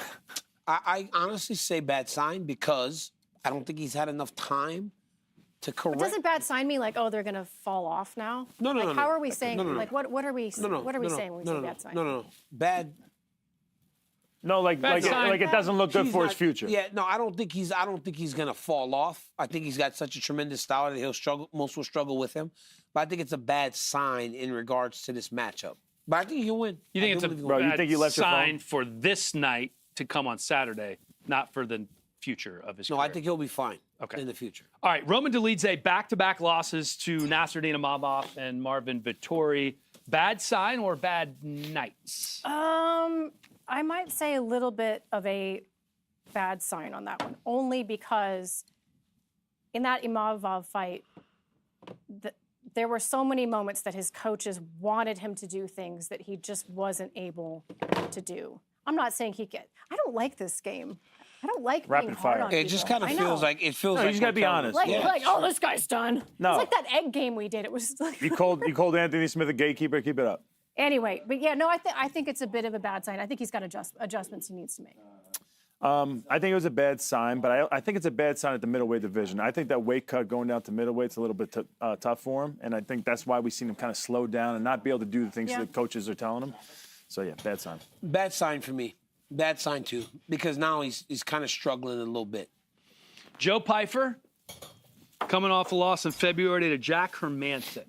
Bad night, bad sign. That's a bad night, and I know for a fact because I went out to Philadelphia and interviewed him. He was sick for like a month before that fight, and he'll never like make an excuse. But yeah, bad night. Bad night. I don't think that is you know, just because he took that. It's a tough fight. It's a big step up going against a guy like Hermanson, a seasoned vet like that who's ranked really high. So just a bad night. Bad night. Dealt with a whole bunch of stuff he'd never seen before, and he got beat. Can't happen to anybody. All right, Ian Machado Gary, close split decision win over Jeff Neal. Okay night or bad sign? Okay night. Okay night. I mean, we just said a few minutes ago, Jeff Neal is really good. I mean, he looked good. I don't know why everyone's like, oh God, you know, you don't have to murk everyone. So what are you saying? Just bad night or well, bad he said okay sign? night. Okay night. Yeah. Oh, we've adjusted it just a wee bit for Ian. Yeah. I think if you're going bad sign or bad night, I'm going to say bad sign. You know, he's undefeated. He's done great. But that was his first big step up in competition, and it didn't look like he is looking to fight for the belt. I actually thought it was a good sign that he got through that and got the victory. Because in most careers, you got to get through the tough ones to get to where you're going, and he did that. All right, Mayra Buena Silva, title fight loss to Raquel Pennington at UFC 297. That was a really bad night, but also maybe a bad sign, but we don't know yet. No, that's no good. You got to pick one. I think it's a good thing because I think she's going to make the necessary adjustments is my honest answer. It was a really bad night, really bad. There you go. I'm going to say bad sign. You know, when you have an opportunity like that to fight for the belt and you don't step up and you don't, you know, give your best, it's a bad sign. Bad sign because at times they just didn't look like she knew what she was doing. And that's the problem. You can't be in a title fight and not know what you're doing. You know who knows what they're doing? Mackenzie Pavicic, okay. Who is still at UFC X and has more. We got food or what? Yeah. Well, you guys know I'm not going to let you go hungry. And if you've missed Dana White's Fuck It Friday series on social media, you're really missing out. Some of the best culinary creations I've ever heard of have come from this show. And actually, we've got some of Dana's favorites. I got a bacon-wrapped Oreo here. Hey, Mackenzie, what about us? Where's our food? UFCX. Can we get some food? I mean, I'm hungry. You know I'm not going to let you go hungry. RJ, bring it out. Ooh. Yeah. We've got some bacon-wrapped Oreos. What is this? What? Okay. Watermelon Oreo. An Oreo Bacon-wrapped you got the watermelon Oreo pizza. All right. and a watermelon pizza. The watermelon pizza. Yeah, So what's the sauce? watermelon What's the sauce on the watermelon? Yeah, that's my question too. Use your imagination. And it's that. That's a great question. I I would say Just take a big bite and I tell would say us. maybe like a simple syrup. It's a lime juice. Yogurt. It's sauce not. No, of it's some sort. yogurt. It's a It's yogurt. not of lime some sort. juice. Mackenzie, how is the Okay, bacon Oreo? I'm very interested in Why knowing. don't you try it yourself? I'm eating right now. Take a bite. It's delicious. It's actually really good. And also, Chris Weidman, mine doesn't have yogurt sauce on it, just so you guys don't think I'm a crazy person. Okay. All right. How is because it with I the thought you were yogurt? going crazy. It's good. It's good. A little tangy. I mean, a little bit What kind over of here sauce at you think that UFCX, you know The it. bacon Oreo is phenomenal. It's not like ranch or anything, is No, it? it's not ranch. It's not ranch. Like a It's sweet Daniel, sauce? I can't see you, but I can hear you enjoying that bacon-wrapped Oreo. I'm dancing, He's Mackenzie. dancing. Oh, he's doing that. What was that dance you did for the show? The all Thank about the you, cake? Mackenzie. All about the Yeah. cake? You're very Yeah, you welcome. were so skinny. I knew she would come through with food. She always does. I The very mean- best. She does. Oh, here's my guy, Peyton Talbot. Everybody quiet. Quiet on set. 25 Man years crush. old. This guy's such a stud. Improved to 8-0 with that win over Cameron Simon. That got the attention of DC. 135.5, the official weight for Peyton Talbot. Going into his third UFC fight against Yanis Gamori. And interesting, with him, I hate that Yuri's not he's here. very much like Ian Gary in that he has a plan. He wants to fight one more guy outside the top 15, assuming he wins here, and he's one of the biggest favorites on the card, the biggest favorite on the card, and then he wants a top 15 opponent. Is that smart? Is it slow playing yourself too much if you're a guy that has flashy kind of? Why are you looking at me like that? I'm just, a little blood flow. I get excited. I like the guy. Yeah. He's Pumped won up. one This is fight. his Shavkat Rakhmonov. Yeah. Yeah. Yeah. It's actually Ask worse. the question again. Okay. See, there's somebody saying something in your ear, so you can't even listen to me. No, they actually weren't. I was just so distracted by how delighted you were in talking about him. I was think thinking he's- of something I think- sarcastic to say, but then Good, it was right? like The too Oreos? much. It It was too much. And I was checking myself. I was like, Laura, don't Good say job. that. Don't say that. He says he wants another fight outside the top 15, and then he wants to fight somebody inside the top 15. If he comes out with a very impressive performance again after beating Cameron Simon, if you're him, would you want to elevate the level of your opponent a little bit, and maybe fight the 14th, 15th ranked guy in the division? How many fights does he have total? He's 3. This is going to be his No, I meant third- like total. I don't remember his full record. Oh, total? He's 8-0. Listen, you Not a are. lot. He's so young. He's so good, but he's so young. Yeah. And I think that he should. I'm not saying really drag it out and take your time, but let's Slow our learn roll. as we go. Okay. Yeah. He's got us talking about him already Yeah. without jumping up the ladder too quick. Why rush it? I seen him talking about Sugar Sean O'Malley. That's like his dream fight, someone he looks up to.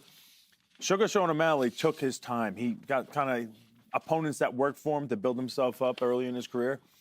I think that's the road he should take. He should kind of slow down, make every fight that he fights a big fight by doing what he's doing. He's doing these YouTube videos explaining to his opponent how to beat him, which just shows his confidence. He's bringing a lot of attention to You himself. know what the sad thing is, right? You say, why is he slow playing himself? Maybe he should fight like the 14, 15 ranked guy in the world. That is Jonathan Martinez and Pedro Munoz Exactly. Yeah. and Dominic Cruz and Mario Bautista. Yeah. Like, bro, Umar Nurmagomedov is 10. It's a great Like, point. Right. yeah, no, you're not fighting in the top 15 because the top 15 is a bunch of killers. So, yeah. So he's doing exactly the right He's thing. doing is what he you're needs to do. Because, listen, dude, hype comes and hype goes. And if you're too, we call it youthful ignorance at times. If you're too ignorant, you get beat, and then it's hard. These kids go in confidence. Once their confidence takes that hit, sometimes it's hard to bounce back. So this kid needs to take time. Especially at that age. There's so many great young fighters on this card that we had to make a list of the top fighters in the UFC, 25 and under. 25 is what Peyton Talbot is. So, Sanka, let's start with you. Who are your top 5 fighters in the UFC, 25 and under? At number 5, I've got Erin Blanchfield. She is ranked number 3. Now, she did come up short against Manon Fiorot, but she has a tremendous skill set for that division and a very high future, and she's still ranked number 3. Super impressive what she's been able to accomplish. I have Raul Rosas Jr. at number 4. 19 still. He's not even 20 yet, and I understand he's had a loss in the UFC, but when you watch him fight, you can see how high the ceiling is. Michael Morales, 25 years old, 4-0 in the UFC. Finished Trevin Giles in his UFC debut. That's super impressive. Wins over Max Griffin and Jake Matthews already. And then Tatsuro Taira at number 2. He's ranked number 5. He's 16-0, just beat Alex Perez, 6-0 in the UFC. And then number 1, Muhammad Mokaev, 23 years old, ranked number 6, has wins over Tim Elliott, Alex. I keep wanting to say Alex Perez. Alex Perez, also undefeated in the UFC, 6-0. Very, very impressive stuff. That's pretty good. That is just watermelon. I'm sorry, I'm still eating. All right. I don't know the ranking they gave me here, but I'm just going to go with it. Tatsuro Taira, 16-0 with 12 finishes. This guy is scary, man. So I'm going to put him on the top of my list. Oh, good, he is. All right. And then Peyton Talbot, he's 8-0 with all finishes other than one. Blanchfield, she's 25. She was just on a 9-fight win streak, and she lost to Madame Fioro. I think the sky is the limit for her, and excited to see that. Rosas Jr., the youngest UFC athlete ever to be signed to the UFC at 17. I know there was tons of hype behind him. There was like some hate, like people were almost happy to see him lose, which was weird. But he's came back and he's been looking great. So I think his future is bright. And then Mokaev, 12-0, only 23 years old, with tons of finishes. There you go. I have at number 5 Yasmin Haragay. I mean, she is just tremendous. I watched her make her UFC debut in San Diego, and I was like, wow, this young lady is really, really good. At number 4, Michael Morales, another kid that trains out of Mexico City at that great gym down there, doing phenomenal work, and has won some really big fights. I have Tyra at number 3. I mean, obviously, we see why he's so highly rated on all of our lists because of what he did a couple weeks ago. At number 2, I still have Blanchfield because what? She lost to Manon Fior.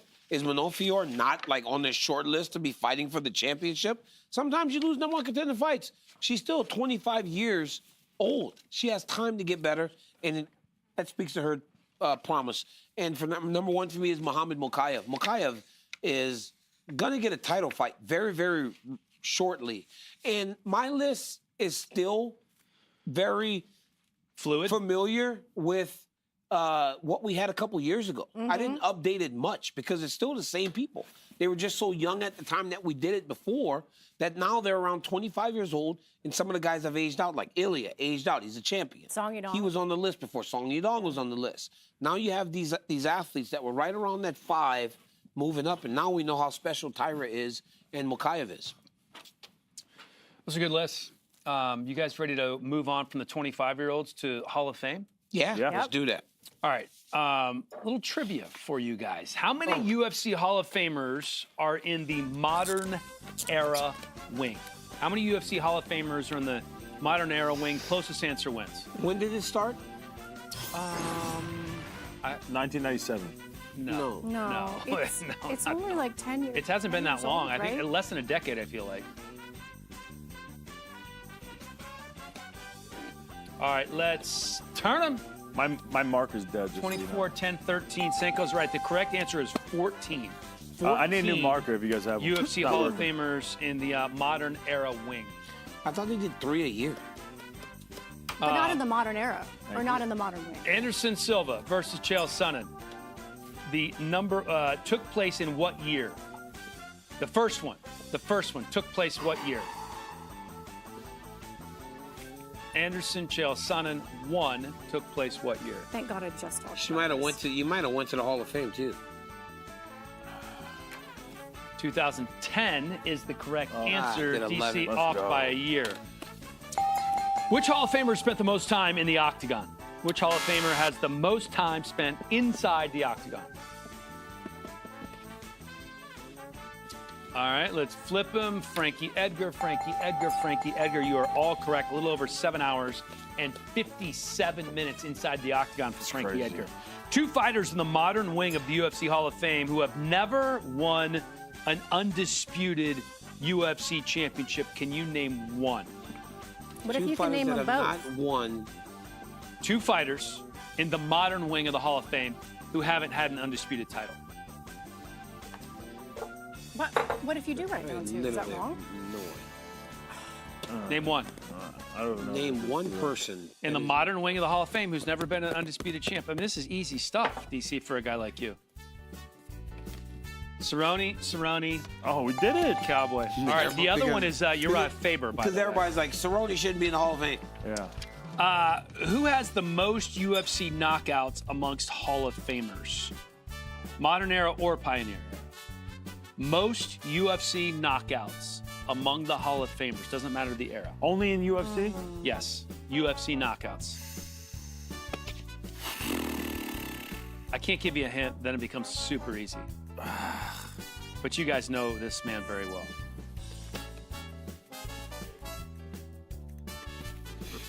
I heard you. Yeah, you heard me. What do you mean you heard you? I just felt bad. Pretty much for told Weidman. him. Yeah. Okay, who has the most wins amongst UFC Hall of Famers? Who has the most wins? Wins. Victories. Who has the most wins among 13. all Hall of Famers? Could be the reason he's in the Hall of Fame. Oh my God, I know that. Doing that. I don't, I'm sorry. I literally know this. All right, let's flip it. Most wins in the Hall of Fame. Cowboy. All right, let's go. I gotta stop giving the answers. All right, I'll bro. stop. I'm not giving the answers, I'm giving hints. Weidman cheating. Okay. Oh, whatever. Did I hear Weidman cheated? I didn't cheat on this one. Oh, here it is. Look at. Wow. No, I was just double checking you had it right. I was double checking you had it right. Yeah. Bro, you gotta nice. get him for that. Y'all gotta get him for that, man. Come on. Okay, this is going to be a fun one because I don't think anybody's going to get this right. Can you spell Joanna Jędrzejczyk? Just the last name. You can leave Joanna out. Jędrzejczyk. Can you say it again? I literally Stop have no talking. idea. Country of origin? I don't think anybody gets this. This is so hard. This is so bad. I know it's wrong. It's so hard. All right, let's. We'll give him a little more time. Let's give She him 5 couldn't more even seconds. spell her own name. Stop. She couldn't spell This is it. wrong. I That's can't wrong. believe Turn how it bad around. this is. Wrong, and wrong. Jędrzejczyk. I mean, it's an imposter. I had the, You were the closest. yeah, see there it? should be. Here it is. It's Jed RZ. Oh, you were right with the Jed. CZYK. Yeah, that's the only part. Whenever I write her name in my notes, I Damn, just RZ. I just go JEDR, and then I go. Ugh. Yeah, it's over My after that. keyboard. When she was champion, she was Control-7 Yeah, on my you lap. had it in there. That's amazing. How many women are in the UFC Hall of Fame, guys? How many women in the UFC Hall of Fame? Modern? Just how many total? But yeah, they would all be in the modern era, obviously. 2 is the answer. It's Joanna. she Fresh went in last Joanna Oh, and Ronda That's Rousey. bullshit. Oh no, I don't think it is. I mean, pay That's attention. complete Pay bullshit. That attention. is. All right, we did just find out that Jiri Prochazka is in the building. All right, perfect. 27 minutes to go here. Perfect. Who is the first member of the UFC Hall of Fame of the modern era? First modern era UFC Hall of Famer. I want to give you a hint, but I'm not going to. No. What was? Did you just burp? How? I mean, you're I mic'd can't- up. I can't mute it. My gosh. Listen, no couth. All right. All right, this is easy, guys. Let's go. No, it's not. I'm so off, but I won't. GSP, it's Forrest Griffin. Forrest Griffin. Forrest is the first person to go to the Hall of Fame. In the modern era. Yeah. Oh, it's over, guys. We have 2 questions left, but it's already over because you guys just got your ass kicked. But at some No. point, we're doing an athletic event, and we'll. Yep, and That is Laura's true. out. The moment we do something that The ladder- takes any yeah, we got athleticism something by coming. Laura. Hey, I actually, Now? I want to tell you that you did a pretty darn good job in that, Chris. And we have a consolation prize. You made Oh. the Hofstra Hall of Fame. Yes. Oh. So we actually had. And we have your Hofstra Hall of Fame Thank you, jacket guys. we're Wow. presenting to you. We would like you to wear it. Hofstra Wow. gave this they to us. shipped this in. Oh my God, Chris! Look at the jacket. my they're arm in giving there. that- Look at the jacket they're giving that Hofstra. Oh, wow. Oh, my Congratulations. goodness. Wow, this is actually- Little- this is a big that honor. actually fits pretty well. Bro, that's what they're Hall of giving Fame jacket for Chris Weidman. Congratulations. It fits way better than I would have thought. I was going to do a Bruce, fat guy in a Bruce is little going to coat. text but you and be like, and bro, what they're we're giving doing you it. guys at Hofstra. Bruce Buffer gave it to him. Yeah. This is beautiful. Yeah, Bruce Buffer. Bruce is He going to hooked me text up. you. Yes. Wow, thank you guys. That was really nice of you. I thought you were going to Congratulations. do something like, a little nasty. No, you have to spin the wheel. In the You get a jacket and you have to spin the wheel. Oh gosh. Yeah, Well, and- hold on. I have. She shouldn't even I didn't touch get. it. I didn't It's bad compete luck. in that. Why should I give up the belt? You lost, Yeah, bro. There we go. You're the the host. bro. You're out. We You know that never I won the belt, win Kelly. trivia every time, and then I lose the physical challenge. That This is true. Well, we this is should just how split it. We should goes. split it like a tag team. What side do I go on here? We'll go here. All right. Are we ready? Give it a good spin there, Weidman. I'm scared. Oh, no. Samurai quotes? Oh, yes. Yeah. So you have to give us your best Jiri Prochazka samurai quote. He's always got these like deep things to talk about, introspective on life. I am Jiri Prochazka. I am a samurai. And I go into a cave every night and every day. I drink no water. I eat no food. What I do is focus on the samurai spirit. My ponytail has been with me for my whole life. My parents said I was the only baby ever to come out with the samurai spirit in my hair. Therefore, I will not let go of this for nothing. And you got to do Alex like Pereira, hands. you come with your tribe from Brazil, but I come with the samurai spirit. I'm coming! Yeah! Oh, and here he is! Oh, my God. Look at how ripped he looks. Oh, I thought he was coming on stage. Jeez, look at your... I was going to run. Well, perfect timing. Yeah, he'll be coming to the set after he hears your spiel. He is not happy. He's up on the scale. He's like, I'm coming, Chris. He's like Professor X. Should have done the I'm coming. Should have.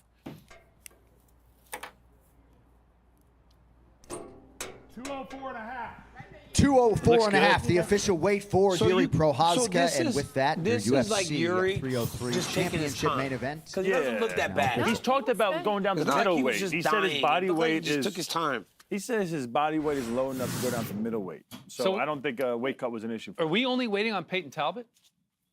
He waited. Who are we waiting on? Get him off. I know. You want him to get out there again and take his shirt off? Yeah. Anthony. I will tell you, man. I saw him. I was on FaceTime. That would be a massive miss. That'd be if crazy. he doesn't get on the scale. That would not be good. I That would saw. be bad. I could give you a little insight. I was on FaceTime with him yesterday as he was cutting the weight, and he had 10 to go. He had underwear on, if that's what you're going to ask. That's not crazy. What time? No, it was like 9, 10 o'clock at night. Yeah, it was like 9 o'clock. Not and he big said deal. he just had lost 3, now he's got 10 to go, which is kind of normal. But you know how it works, man. Everything could seem awesome, but down to those last couple pounds, it could just stop. 13 over, and you're just done with a workout, it can't be 3 pounds. Sorry, Chris. Wait, you what? know. If No. you're 13 over, He did a workout early in the day, like a little sweat, and he lost 3 pounds during that workout. Some guys do that. That's so stupid. Well, everyone's if different. you're going to do the energy, if you're going to waste the energy to get some weight off, you might as well get as much as you can because then you got to restart again. If you're 13 over, you got to be getting off at least 8 or 9. I wonder about like his salt intake because when it's last minute and you're not like adjusting your sodium levels a number of weeks out, you know, I don't think affects more people. I don't think I know he keeps saying how big he is, but I remember there was times that he was walking around 210, you know, and he could hardly put on weight. He's eating a burger right before he steps on the scale. I know he's put on weight, but that type of weight usually isn't like that hard to get off. You know, Chris, I remember watching you. I don't know where we were fighting together, and to this point of the weight cut, you were done with your cut, and because you hadn't got to that number, right? You anticipated losing 70. You just kept sitting in the hot tub. You would go sit, come out, because you knew that you needed to lose that number because when you stop to restart again is so hard. When you're that heavy, you got to feel like you feel good. And then you got to get that weight off, man, because starting again at 5 over sucks. Starting again at like 1 and 2 over, it's almost impossible. You know, and if you're in the jacuzzi and let's say you come out and you stop sweating, you're down to like 3 pounds over and it's the night before, you still might have the confidence to have like a little bit of pineapple, maybe a little sip of water. I'm going to sleep. I'll start sweating better in the morning. But then that's a chance you take when you have to leave that type of weight in the morning. And sometimes this is the type of crap that happens. You might not sweat as good even then. You're telling us that Anthony Smith is really struggling. It sounds like we're all on the same page with that. It sounds like Yeah. Guys, struggling. he has 20. He has 21 minutes. Is it one of those situations where if he comes before 11, he gets that extra hour Yes. like some of those? So this is the last pay-per-view, I believe, in Vegas. So here they get that extra hour if they make it to the scale. So yeah, they're allowed. So he steps on the scale. He misses. Okay, Get you have an an hour. hour. You have it till 12 or 11. He has an extra hour. So it's, 12. it'll be 11. So he'll have till 12. Right? Okay. Pacific time here in Las Vegas. Okay. But once you come to check your weight, if you're not on, it's going to be hard to go back and cut some weight. Oh, that's miserable. Once you stop sweating and you're here, it's really hard to go back and do anything. You say more prayers. When I would go to the scale. I'd feel. No, what are you doing? Keep that on. What are you Don't doing? you dare. No. Don't you keep dare. that on. Keep That is your Hall of Fame Remember the show jacket where you all from pitted Hofstra. out? We want that version. Yeah, of you we again. all voted. It's now. happening already, We I voted think. now. It's 3 of us. Yeah. When you're on the scale, it felt like I was back in catechism as a 7-year-old kid trying to make my communion. I swear, I'd be praying, walking to the scale, like saying the Lord's Prayer over and over again, like, please, God, let me make this weight. Every time. It's the worst thing in the world. And then God had a towel appear in front of you. And you've seen it as clear as day. I swear to God, If I put my fingers on this towel, I will rise to the skies. I've had so many blessings. I've had so many blessings in my life. Never one bigger than that woman dropping to her knees on the floor to look at the scale. Why was the scale on the ground?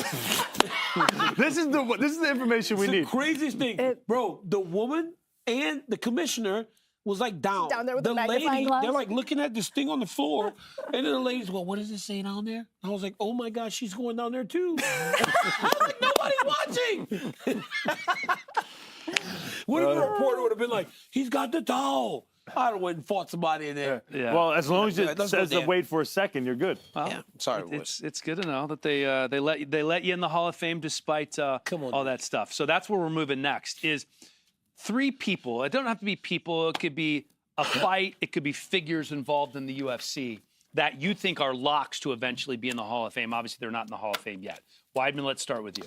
All right, we got to go with Lorenzo and Frank Fertitta. These guys, without them, we wouldn't be sitting here right now. They really took UFC. Do you know who Lorenzo and Frank Fertitta are? You look confused. So they were the original owners. They're on my list, asshole. They were the original owners. Someone gave that to you. They were the original owners of the UFC. They're the ones who started it with Dana. They were the money behind the operation and the brains. These guys are super smart. We owe so much to Lorenzo and Frank Fertitta. Rampage Jackson. I mean, Yeah. when I was up and coming, like when I was just watching the UFC, I wasn't in the UFC yet. Rampage Jackson was like an icon. When he walked out and he was doing the wolf, and he had the big old chain. He was amazing. And he's just slamming people on their head. He was just a badass dude. It felt like man. characters were bigger back then. It was so unique. Fighting was so unique that now you see it on TV everywhere you go. You walk into a bar, it's just on. Like, what the hell? This is a big sport now. It's legit. So it was just like a different feel back then. So Rampage Jackson, I think it's just a matter of time. And then Frank Mir. I mean, multiple-time UFC heavyweight champ. Yeah. How many times, RJ? Once. Okay, it's not multiple. It's fought for the belt multiple times. But It felt like a lot. a submission artist, very rare at the heavyweight division, heel-hooking dudes like Brock Lesnar. Just a real student of the game, and he stuck around for a really long time, so I see him going in. You should see him today. He looks like he can still fight. He's huge. You see his daughter? Huge. Yo, but his daughter. She's a good wrestler, man. Yeah, She's she a is. fighter. Is she fighting? Well, she's really good at jiu-jitsu. I don't know if she's doing MMA yet, but yeah, she's amazing. That was a tremendous list, by the way. It was. I have Amanda Nunes, number 1. Oh, my God. That woman needs to be in the Hall of Fame. Did you really just roll your eyes at me? I'm saying, how did I forget Amanda? Yeah, okay, good. I was like, I'm do I have to surprised I fight didn't for put that this? in either. That is Yeah, so Amanda crazy. Nunes. Ioana versus Weili for the fight my win. goodness, another one. That fight, there are not that many women in the Hall of Fame. Apparently there were two. That fight started COVID. It It was that good. It was It was that good. it was incredible. And then number 3, Joe Rogan. I feel like in the contributors wing, Oh my if God. what you did to change the sport, that man has evangelized more people outside to become fans of the UFC than almost, I would say it's him and Connor, honestly. Yeah. But you don't have to retire. Do you have to be retired to be in the UFC Hall of Fame? Yes. Well, and you Joe- have Well, to. but he's a lock one Are you day. trying to take Rogan's job? No. Because I it could sounds never like- take no, I'm Mark just- Ratner's in the But Mark Ratner. if you're a fighter, for instance, like number 2 on your list. Yeah, fighters have to be retired. Yeah, so Joanna doesn't get in quite yet because it has to be 5 years after it happened. So next year, I'm assuming that fight will be in. Okay. I didn't realize that. There's actual rules, like a 5-year wait period? I didn't realize that For fights. fights. For fights. Yeah. But Joe could and will go in because 100%. He won't do it.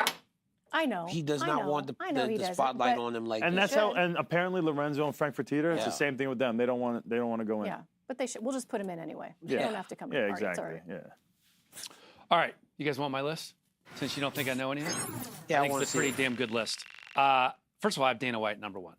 And I have the Fertittas 2.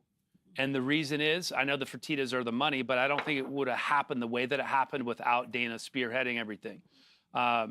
And then the Robbie Lawler-Carlos Condit fight at #3 from UFC 195 back in 2016. There's no question in my mind that fight's eventually going to be in the Hall of Fame. Yeah, that's a good one. Yeah, that was That was the fight. That was the fight Zach mentioned on our production call, I think. I don't remember that. all those lists are great. That's a great list. Like, and it makes you kind of feel like, damn, I messed up my list a little bit. But I don't honestly. I think Tyron Woodley. Yeah. Goes into the Hall of Fame. Frank Shamrock. Well, how's he not in the Hall of Fame with all he did to start the UFC? Him and Tito Ortiz. In that time, those guys, is Tito Ortiz in the Hall of Fame? No. He is. Yes, he is. Yeah, and if Tito's in the Hall of Fame, then Frank Shamrock should be in the Hall of Fame. Frank Shamrock was one of the first guys that truly did raise the level of fighting in mixed martial arts. And then at #1, the Fertitta brothers, but Dana should be in there. Rogan should be in there. I mean, but again, all these guys just don't want to take the attention off the fighters. Yeah. Like the Fertittas, Dana. Hey, why is Buff not in the Hall of Fame? He will be. I should have put him on the list too. He will. He absolutely. You think Buff will take it? No, absolutely not. I think he would. He hates attention. Do you think Buff would take the attention? I mean, Dana, Lorenzo, Frank, the guy. Yo, when Lorenzo would call you, you knew that was a good call. Oh, anytime you saw Lorenzo Fertitta pop up on the phone, you were like, boy, you start doing this. Like, Lorenzo had to hook me up. Oh, yeah. I don't think the Fertittas would take it. I don't think Dana would do it. I don't think Dana would do it either. Rogan might not do it. Would Buffer do it? I think it's I safe think to he would say take one for the Buffer team. would do I it. think he would take one He for would the do the. He would make the He would be the sacrifice first for everybody one else to make that move. to make it okay for the others. He would be the pioneer. He's a giver. The trailblazer. He would borrow Chris's jacket. Buff would be the first person to be like, yo, It's a put me in great the jacket. pioneer wing, put me in the fight wing, and put me in the modern wing. Because he did beat up a fighter in the elevator once. Couple Remember times. that? Oh, you heard Remember that that story? Yeah, I've heard that one. He's tough. He might practice his speech in the mirror a few times. I think. Oh, my God. It'd be perfect. my boy It'd be right the most there. perfect speech ever. All right, we're talking Hall of Fame moments in Rent Free since this is International Fight Week and UFC Hall of Fame weekend. Where should we start on this one? Oh, I'll start on this one. What are we doing? Rent Free moment. Rent Free moments from a Hall of Famer in this class, and this is mine. The Anderson Silva, Chael Sonnen epic fight back in 2010 at the old Oakland Arena, and Chael dominated this fight through 4 rounds. He was leading handily on every single scorecard. I mean, he was just destroying Anderson. Landed 320 strikes, and then in the 5th round with 2:05 left, Anderson lands that triangle armbar to secure the win. Just the 2nd triangle armbar finish in UFC history. That was an amazing fight, but can we talk about Joanna Jędrzejczyk versus Zhang Weili, UFC 248? This fight was absolutely sensational. It is, as a fact, the best fight in women's UFC history. And to me, it was so much more beyond the fight. I mean, the hematoma on Joanna Jędrzejczyk's face is seared into my brain. But that put, I think, women's MMA on a map that nothing else had before. Frankie Edgar versus Gray Maynard 3. If you remember in the 2nd and 3rd fights, in the 1st round, Frankie was so hurt. He was wobbling around the octagon. He was going against the bigger, stronger, better wrestler with heavier hands, and it just came down to heart.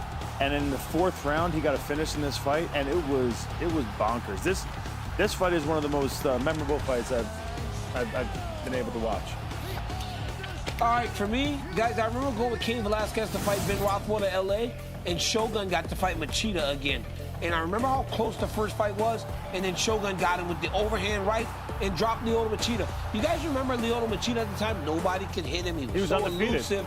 He was undefeated. He was the best. It was the Machida era. Oh, welcome to the Machida era. Shogun knocks him out in L.A. That was the first time I'd been in an arena where I heard it just almost feel like the roof was going to fly off when Shogun got that done. Well, it switched to his teammate, Vanderlei Silva, and just the wrist roll. That is cool. Just that. That's it. That was so cool. Struck fear into the hearts of every camp, in every gym, in all the world. Who has a corner setup that's more intimidating than Vanderlei Silva? No one does anything in the corner of any sort of trademark. Vanderlei's wrist roll, you knew shit was getting close. I like that. It was going down. Yo, I went to his gym. He used to have this great gym right across the street by the Vidara. Remember that? Yeah. And we were sparring in there. I had barely started. Dude, they were sparring. They The brought stories from that box gym. sparring from Brazil to that big gym right there. It's now called the Golf Superstore. But that's why you know that where was it some is. fun sparring, man. In there with Van, young, dumb, like I'm getting to spar Vanderlei Silva. This is about to be awesome. Dudes start kicking you, punching you. I'd get ready to play Swing like a maniac. Mario Kart with Swinging my like a brothers, maniac. and we'd do this. You're just The stories from the sparring at his gym are crazy. It's legendary Vanderlei's like in stories. front of you, like, you just double it. It's a different time. It was a different time. You know what we have on this card that we haven't really talked a whole lot about are some really good submission artists. Obviously, Lopez and Ortega are two of them. So we're talking lists here. Yeah. DC, let's start with you. Top 5 active submission artists in the UFC right now. All right, let's start at number 5. I'm going to go Brian Ortega. I mean, Brian Ortega is a tremendous grappler, great submission artist. And if you give him your neck, dude is going to take it home with him. Mackenzie Dern. Mackenzie Dern is doing things in female grappling and mixed martial arts that we've never seen done by a woman. Sure, Ronda Rousey had a great armbar, but Mackenzie Dern has a bunch of submissions to use in the octagon. At number 3, Paul Craig. Paul Craig has shown time and time again, even from his back, he's as dangerous as anyone in the UFC. Number 2, I got Islam Makhachev. Islam Makhachev not only takes these guys down and controls them, he submits them all. He's submitting high-level grapplers and winning and getting finishes. And at number 1, I got Charles Oliveira, who Islam actually submitted to win the championship. So that's my 5. It's a good list. Yeah, good list. It's a strong list. It's a strong list. And, I mean, we all know who number 1 is. That one's obvious. We can just take that one off the board. I have a rather out-of-pocket list, but bear with me here. Jillian Robertson is actually tied for the 8th most submissions in UFC history. And she's the only woman on that entire list. It's why she's still, I talked about it on her walkout. It's why she's still relevant. She has as many as Glover Teixeira. Yeah. That's absolutely incredible. Wow. Next, Gerald Meerschaert. He actually he's tied for the 4th most submissions in UFC history. Same as Nate, he's got as many as Nate Diaz and Frank Mir. I have Brian Ortega at number 3. Interestingly, doesn't have like a litany of submissions in the UFC, but I think it almost speaks to how dangerous he is on the ground that, you know, people are so afraid to go there with him. Number 2, I have Shavkat Rakhmonov.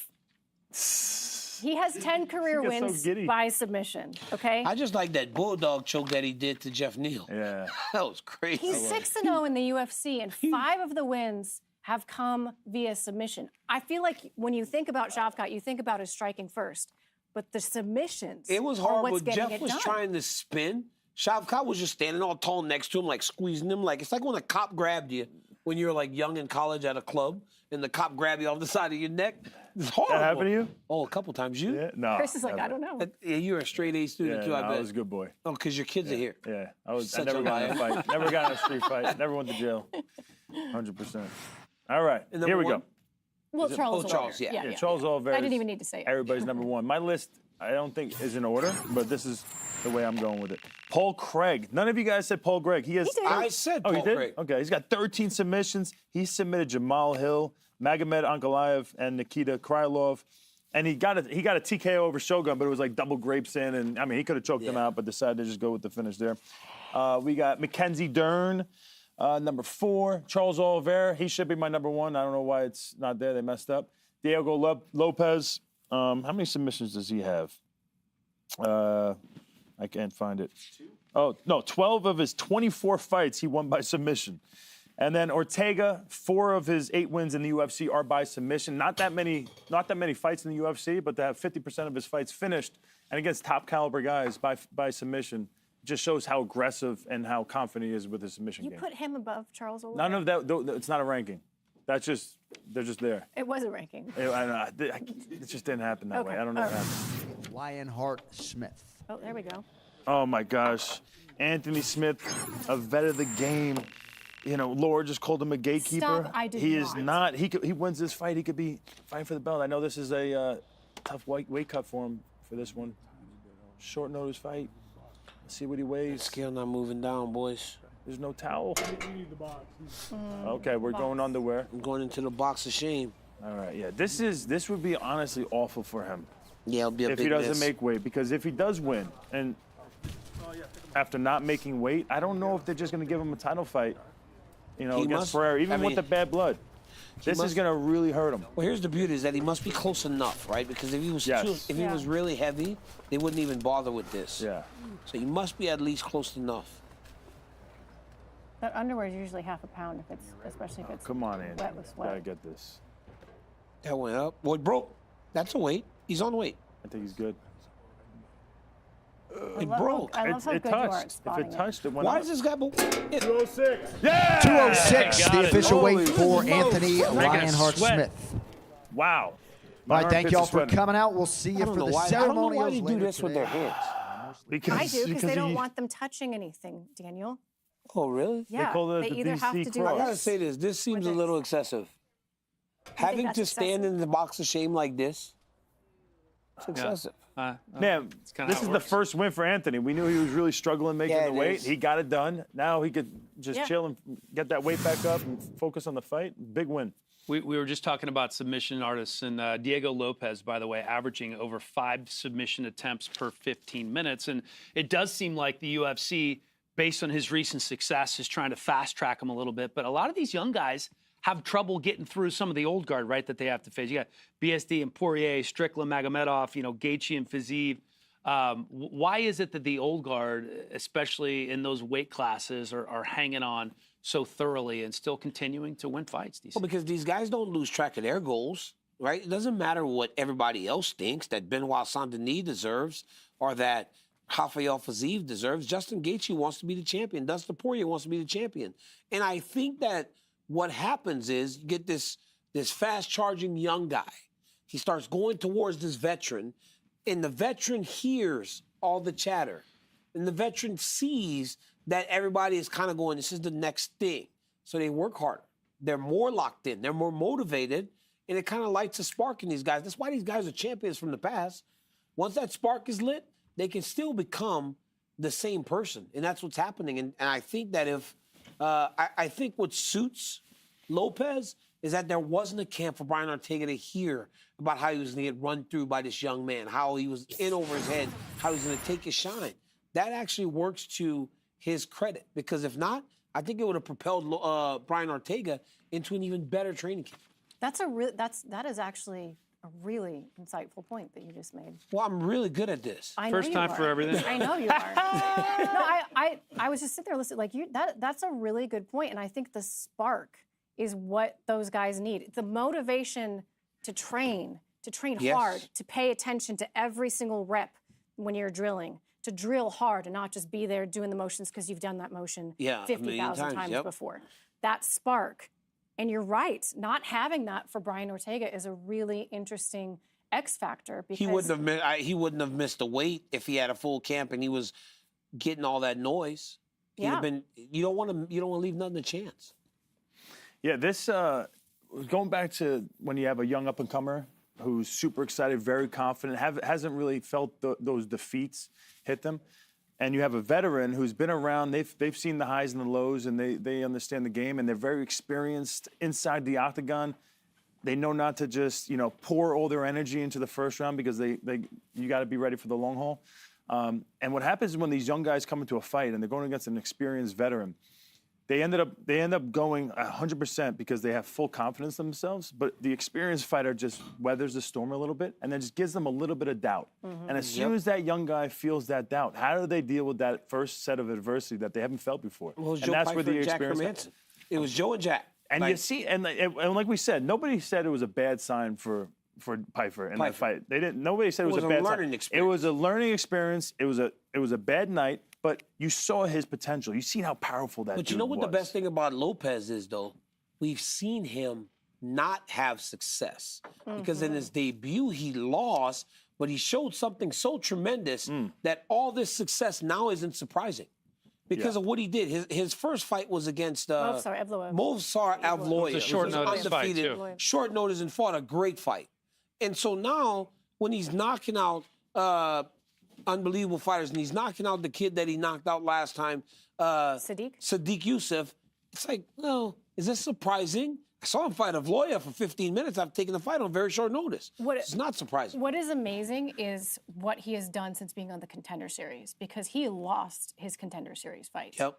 And he was not nearly as good. He wasn't. I haven't seen that. So what'd that look like? He got stuck on the bottom. He fell in love with the idea of getting a submission off of his back. He was throwing up like crazy with tons of submissions, but it just wasn't. And just kind of got controlled. But the guy he was fighting, I want to say it was Drew Anderson Brito, but don't hold me to that. Yeah. But has a really strong top game. So I mean, it was a competitive fight, but he got dominated on the ground. But outside of the UFC, after that fight, he went on a tear and has done. And I mean, Movsar Evloev is better than the guy that beat him on Contender Series, is my point. So he has taken that loss, taken it to heart, and just run with the adjustment. And it was Brito on Contender Series. Was it really? The question is, was Movsar, even though it was a short notice fight, was that a good matchup for him? Because Movsar's not a good matchup for anybody. But he's a wrestler. He attacks for the takedowns, and maybe his jiu-jitsu game is not as great as the other guy that he went against in the Contender Series. And he, the submissions were a little bit too much for him. Yeah, because he was in trouble a lot in that fight. He's just tough. He's just a good fighter. So this kid's good. Very good. Very good. You know who else is good? Very good.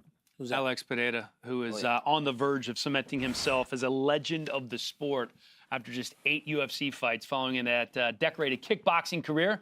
He transitioned to MMA, chasing his longtime rival, Israel Adesanya. Our team at UFC Fight Pass has provided us with the footage from Poatan's last LFA fight before getting signed by the UFC. This is Pereira in the main event, LFA 95 against Thomas Powell, when he unleashed what was known one of the deadliest strikes in MMA history. That left hook right there. That's crazy. The guy had his guard up, too. He looks a lot smaller. Powell hits the deck, and the rest is 85. I know. I mean, that's just like he is framed up to light heavyweight. That's a big dude. He's huge now. Huge. LFA 187 on July 6th is coming up, by the way, only on UFC Fight Pass. If Those you'd are like great some more fights. Great fights. high-level Really, MMA. Yeah, very much looking forward to that. Is that the nastiest move, signature strike in the UFC right now, that left hook from It's up there. It's up there. All right, let's take a look at our list here. RJ, come on back. Don't mind if I do. You got a quarter full Bud Light can. These are the top 5 signature moves in UFC history. So we're not only choosing from the active roster, we're choosing from all-time UFC history here. RJ, you have the honors, my friend. Me first. Cody McKenzie with the guillotine choke. I told you that. I immediately ripped it off from you. You had it during I thought it was current But it's UFC gotta fighters. Was it a high elbow at Laura? was. It was a high It was elbow, a right? high Yeah. elbow. He had like 12 straight before he got into the UFC. It really was impressive. He was putting everybody to sleep, and nobody ever seen that really before in the octagon. He was just like begging people to shoot, and then just like, whoop, there you go. And he let them pass the side control, which is usually a no-no in jiu-jitsu. Yeah. And he was doing it on purpose. The old rope-a-dope. The Dan Henderson H-bomb. That thing was legendary across multiple organizations. Rusmo Procházka's leg locks. I mean this in all sincerity. I would fight anyone in MMA for the right money. I would not fight Rusmo Procházka. He's trying to hurt you. Because I'm going to be in a wheelchair for 9 months. You're tearing ligaments. I'll tap before he touches my leg, and he's just going to keep going. He's going to still hold on to it, though. The scary thing, he was around when I was fighting. And still hold on to it. that was one guy, no matter how good you are, there's a 50% chance that you get your leg broken. One time I saw him doesn't matter how good you are. The guy tapped. Muslim was still holding his leg. The guy was punching him, trying to make him stop, man. It was terrible. The biggest G, like most underrated G move I've ever seen in MMA was Alan Belcher just being like, all right, I'll go leg lock for leg lock with you, Rusmo Procházka, and he won. I was like, what? It's insane. The Chuck Liddell overhand right. Yeah. The little left hook that kind of is like, oh, let me just move your head over there. Boom, right there. And then the Ronda Rousey armbar. I think that's number 1. And that's known the world over. You guys are off. Yeah, I mean, RJ's off, and I guarantee you guys are all off. The signature moves. What do people think about? Dustin Poirier, the short pull and the hair fix. This dude, do you guys not realize how signature of a move that is? Pulling the shorts up consistently. He's getting punched in the face. He's fixing his hair as it's happening. I mean, there's nobody like him. More of a tick than a move. It's a signature move / tick, and it's awesome. All right. He had a shaved head for half his career, so it was like a new thing. I think he was still doing it. You know, just to make sure the little hairs are down. Still shaved. You know, keep the peach fuzz down. Dan Henderson with his right hand. I mean, geez, poor Bisping, and lots of other souls out there, but Bisping's probably the most iconic one that we think of, especially with the follow-up. Michel Pereira with his bat flips onto dudes' heads. Has he ever got in trouble? No, he almost got in trouble last fight. Almost did. He almost got disqualified. I mean, he's done it over and over and over again. And I got to give my boy CJ props on hooking me up with this great list, by the way. This is a good one. Oh, this is CJ's Yeah, list? CJ. Well, we collaborated. Okay. Yeah. Some good ideas. Pel Harris with the heel hook, like we all said. I mean, to go into a fight with that guy knowing that if he gets a hold of your legs. There was a guy named David Branch, black belt from Renzo Gracie. Yep. Really good jiu-jitsu dude. Good on the feet, super athletic. I used to train with him all the time. Good on the feet, huh? He focused. He had a good jab. He's athletic. Listen, this dude trained for 12 weeks with John Danaher, who's now known as one of the best coaches in MMA. How to deal with the heel hooks? He was great at dealing with it. Inside the octagon, first round, stopped all the heel hooks. Second round, heel hook, breaks his leg. Like, that's a scary dude. Yeah. All right, Ryan Hall's Imanari roll. This guy dives across the octagon doing somersaults, trying to get Imanari rolls, no matter who he fights, and that's a good signature move. For me. You crept all over my list. Two of them were the same. All right, man. Here's mine. You and CJ think alike. All right. At number 5. RJ's and CJ's. Yeah. Khabib's ground control. Remember how he would use his knees to manipulate people? And Rogan and them would try to describe it. Everybody's like, well, he's doing this and this. And he just completely learned to grapple without using his hands. He would do all this with his legs so he would float. Bryce Mitchell also does it very well. Same type of control. Pajaris's leg locks for the same reason. He would use 3 limbs, but it felt like 5. Yeah, it and was he had crazy. that free hand to push Yep. as well. And Pereira's leg kick, Pereira's low calf kick is known by everyone, but nobody can stop it. He even beat Izzy up with this. Izzy's as high level a kickboxer as he is. Pereira's left hook is another one. That's how you know he's special. I've got 5 spots. I'm giving 2 to him. Because that left hook that he hit Sean Strickland with, nuts. The left hook he hit Yuri with, nuts. That little shovel left that he hit Jamal Hill with, nuts. It's like crazy. This guy has 2 to 5, and the leg kick works every single time against every single guy. And then Ronda's armbar. It's like Ronda and Jean would literally walk to the octagon with a clock. How long can they last before you armbar them? It's not like Ronda was doing multiple submissions. She was doing 1, and it worked every time. And honorable mention, Hannah Cyphers interviews. Love it. Love that you bring her up so much. That's great. What? You bring her up so much, and I love it. What? Wait, She's tell me my about her interviews. Oh, it's the best. What does she do? Go watch her watch win Hannah Cyphers on interview. Titan, where Kamaru interviews her after she wins. She's doing it. Don't watch it late at night when you're about to go to sleep because you'll be so energized, you'll just like stay awake. So she pumps you up. It's pretty awesome. She's the best. You will run through a wall. I'm writing this you down. Will run Motivated. Through a wall. Hannah Yeah, for Hannah Cyphers Yeah. interview. That's it. With Kamaru. It's like a win-one for the Gipper speech, but with 5-ounce gloves. Wow. Yeah. It's pretty, Can I do my playing list football real for quick? Lou Holtz. Oh, you haven't done your No list one yet? even cares at this point. Oh, It's thank fine. you. Go ahead. It's fine. It's fine. I don't even know that it's that good of a list. You didn't do Oh, well, way to sell it. I know. Number 5, GSP, the Superman punch. Was anybody even doing that before Superman, he did Superman it? jab. kick. He did a Superman jab. Superman jab to a kick. I know. It was really good. Ovin St. Preux, the Von Preux choke. Oh, yeah. There are 6 Von Flue chokes in UFC history, and he has 4 of them. Oh, what about? Hey, did you put Olynyk on your list? Of course I did. Ezekiel choke. It's up there. Oh, I knew I Dan forgot Henderson about it. H-bomb. If your move gets a name, it's on the list. Alexei Olynyk, the Ezekiel choke. Oh yeah, I was gonna say that one. That is a good one. Were you? Yeah. He'd hit this when he's mounted. He's in mount. And Guys, he has 14 career wins by Ezekiel choke. That's insane. He has 45 submission wins. That's nuts. And 14 of them are by Ezekiel choke. There are only 3 Ezekiel choke wins in the UFC. He has 2 of them, and he taught Alexander Volkov how to do it, and then he did it when we were in Sydney, Australia. He did it while he was mounted. Yeah, he got mounted in in Dallas. He was on his back mounted, and the guy started tapping. I was like, well, what happened? Yeah. Who was that? He's doing gi chokes It at just MMA. kind of looks like he's holding guys down, and then they're like, You go to sleep with that thing. It's Oh, ridiculous. it's nasty. I felt Crazy. it before. Some Russian dude in the gym. it's always the Russians. Yeah. I'm like, what the hell is this? Crazy strength. Number one. It's the craziest. Oh, Ronda Rousey, obviously. Yeah. Again. Did you all have Ronda number one? You did not. All of us but one. I didn't even have All of us but Ronda. one. Wow. Ronda does arm bars? All right. You need to have a chat with your list makers. Yeah. CJ, Come on, you really CJ. failed it, man. CJ. Come on, CJ. Where's Ronda? So 303 coming up tomorrow. UFC 304 going to be in Manchester. That's Bilal Muhammad getting his well-deserved title shot against Leon Edwards, and Tom Aspinall defending his interim heavyweight strap. If you have never seen a fight in England, there is no better crowd anywhere. These people love the UFC, and they got two champs from England right now. It's the loneliest number that you'll ever do. The belt headed to the UK! Two can be as bad as one. It's the loneliest number since the number one.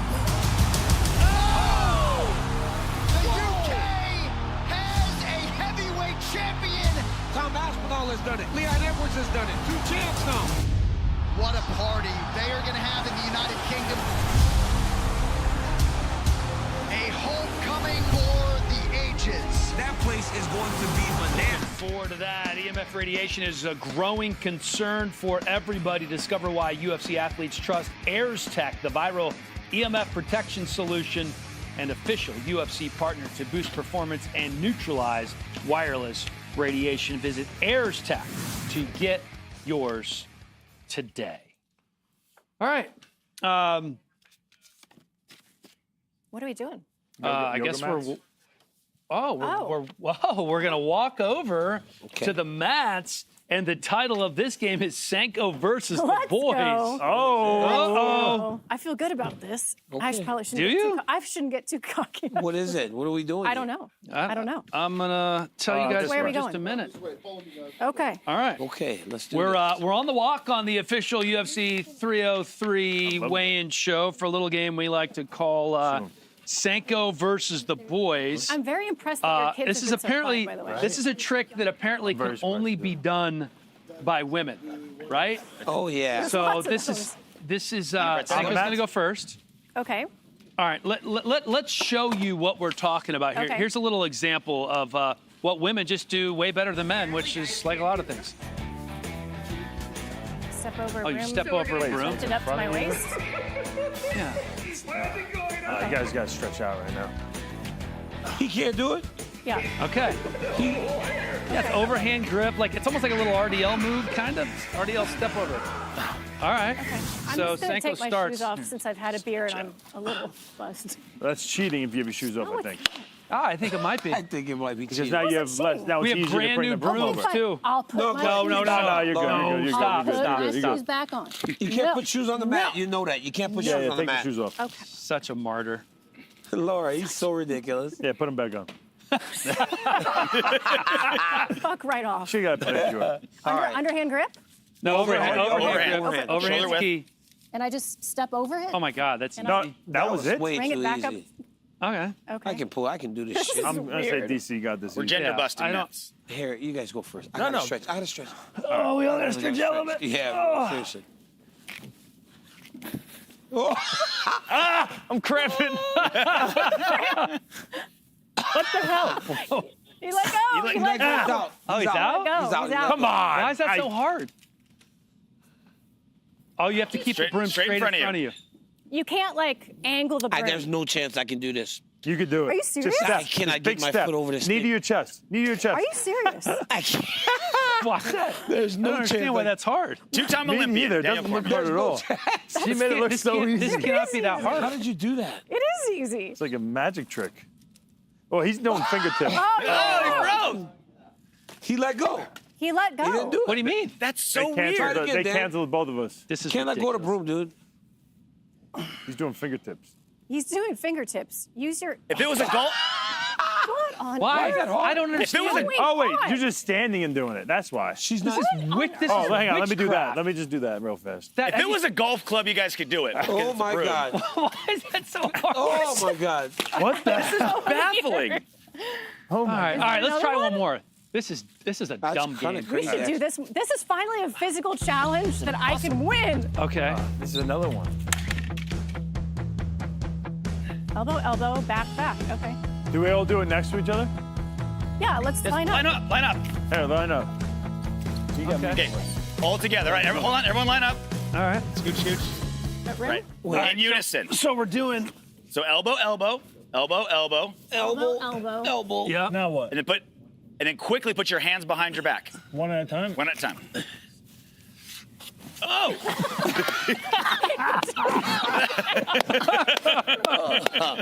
Shit.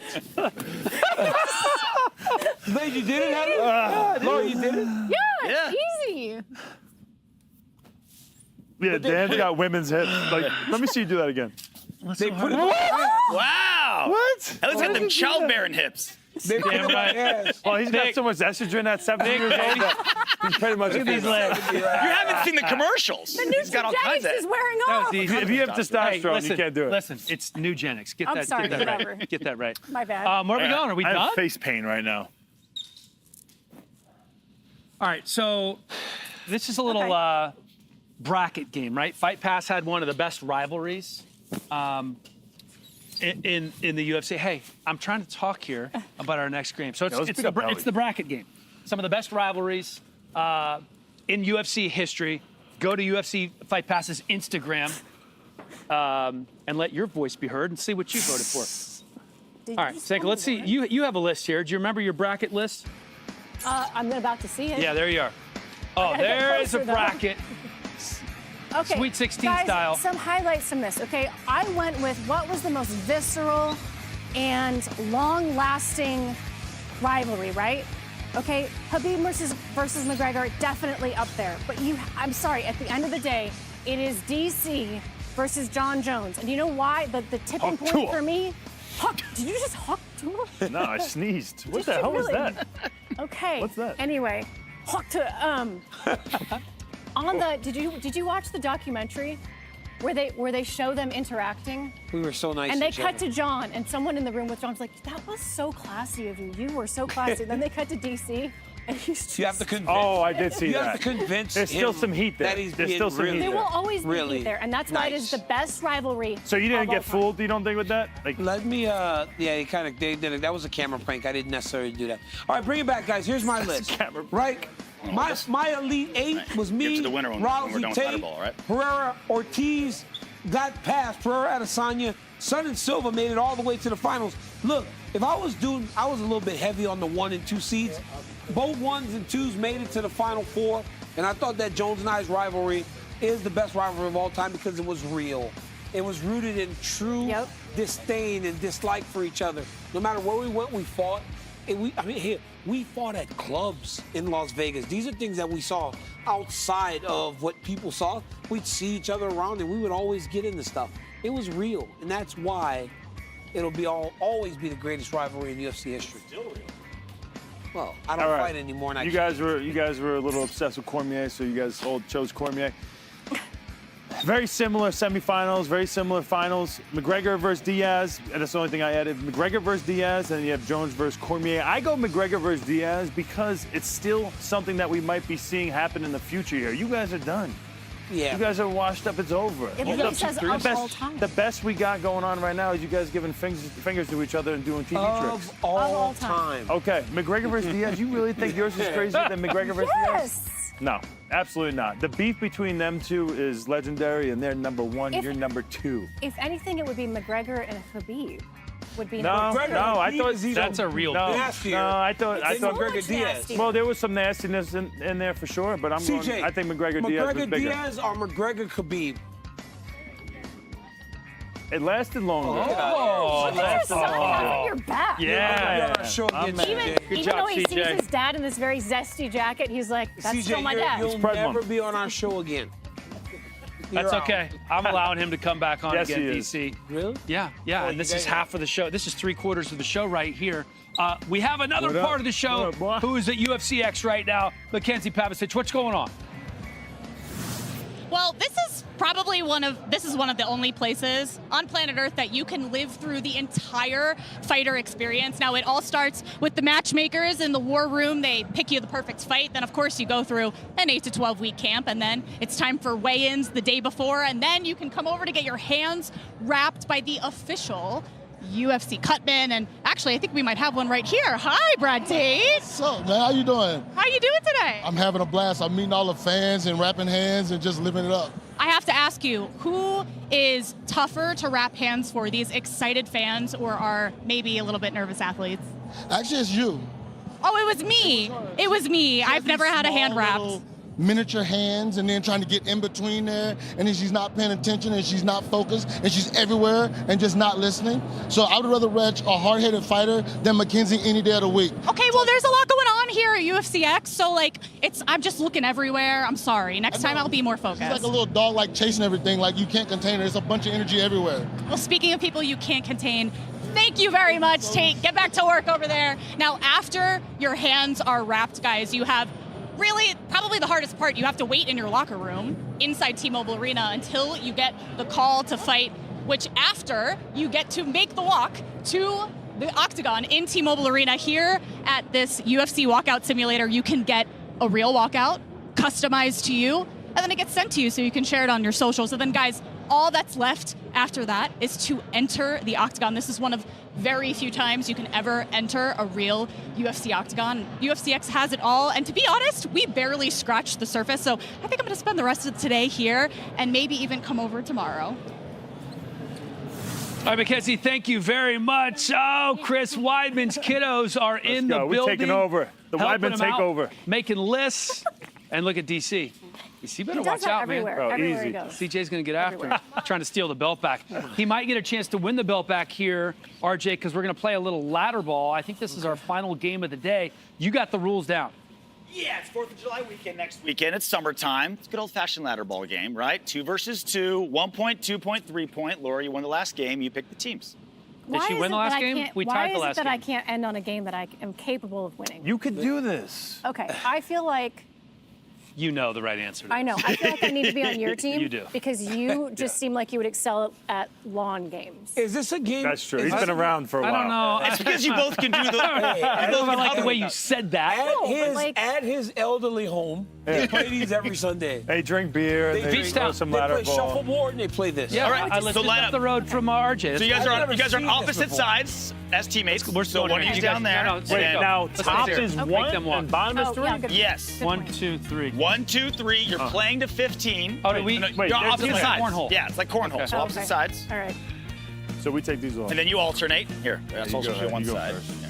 You're used really to wanna holding go those in your first. hands, aren't you, big fella? You want to go second. Strategically, you want to go just second. So open you and- choose who goes. So Okay. DC and Weidman go first. Never done this before. I don't know how to do it. Wait, can you let us go first? No, I thought we go first, right? Thank You Lord. want to Same go. side. Set the We standard. You wanna want to go second. Okay, go ahead. As a strategy. Go, Dan. Yeah, no, you go. DC, Go. Hang on, you're So on do the I just throw this anyhow?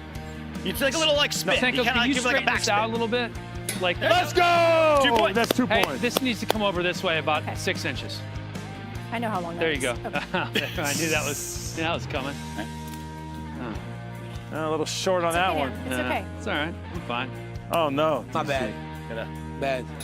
Oh! Yes! Oh, brutal. Get up there. Screwed on that one. Bad, Chris. Bad. Get 2-2. 2-2. Chris, that was bad. I'll get it back. I'll get it back. All right, here we go. Are we green? Here we go, Sanko. Let's just aim for the middle. Aim for the middle. Okay, so because it's Okay. tied, Take all the Weidman's twos we team, can why get. don't you go first? All right. All the twos we Chris, I can think get. it's better if you grab it through the middle. Wait, this needs Here to be comes over Teddy here. Twinkle Toes. No, dude, that's not. What are you doing? Yo, stop. No, they need to be straight on. I need to. No, I'm off that's the not balance. how it works, bro. No, you don't even know. Don't even. What are you guys doing? Oh, nice Whoa, throw. easy. It's Camera. the I don't know jacket. why you moved this over so jacket. far. Well, I don't understand what you guys are doing. If you're Hofstra she's alumni, could only I'm see. on this side. Oh, no. There you go. She almost got that. No. Mike, that's out of No, she gets it back. No, she doesn't get it She gets it back. She gets it back. She cheated. No, my hey, guys, flinched. just so you know, you can't move these things. Yo, You gotta stand on your you're side. giving yourself a straight line. You're Guys, not giving us a straight line. I spent all this time stage managing, and you move things around. Stop, guys. She pissed off our Leave it. You gotta go on your side. It's like pissing me off. You This guys are is saying too much. insane. Let's go. That's many is one. that? That's one. Okay. 1 point. Everybody's pissing me off. Oh, nice. yeah! Oh, Three. it's hanging on for 3. So I gotta go for 3, I think. Yeah. No, you don't. We gotta go to Just 16. get as many as you can. Just take one. That's a good throw. There you go. All right, you got 2. Slow and steady. Hang on. Seiko, she's don't, got no, this. stop. Leave it. Saying, I wouldn't even try She to can knock knock her hers off. She can knock hers off. That There we was go. beautiful. We have 4. So we got 2. So you got So it's 4-2. We got 2. So it's know we cumulative can score to do go this. faster. So it's 6-4. Yeah, it's 6-4. Go faster. 6-4.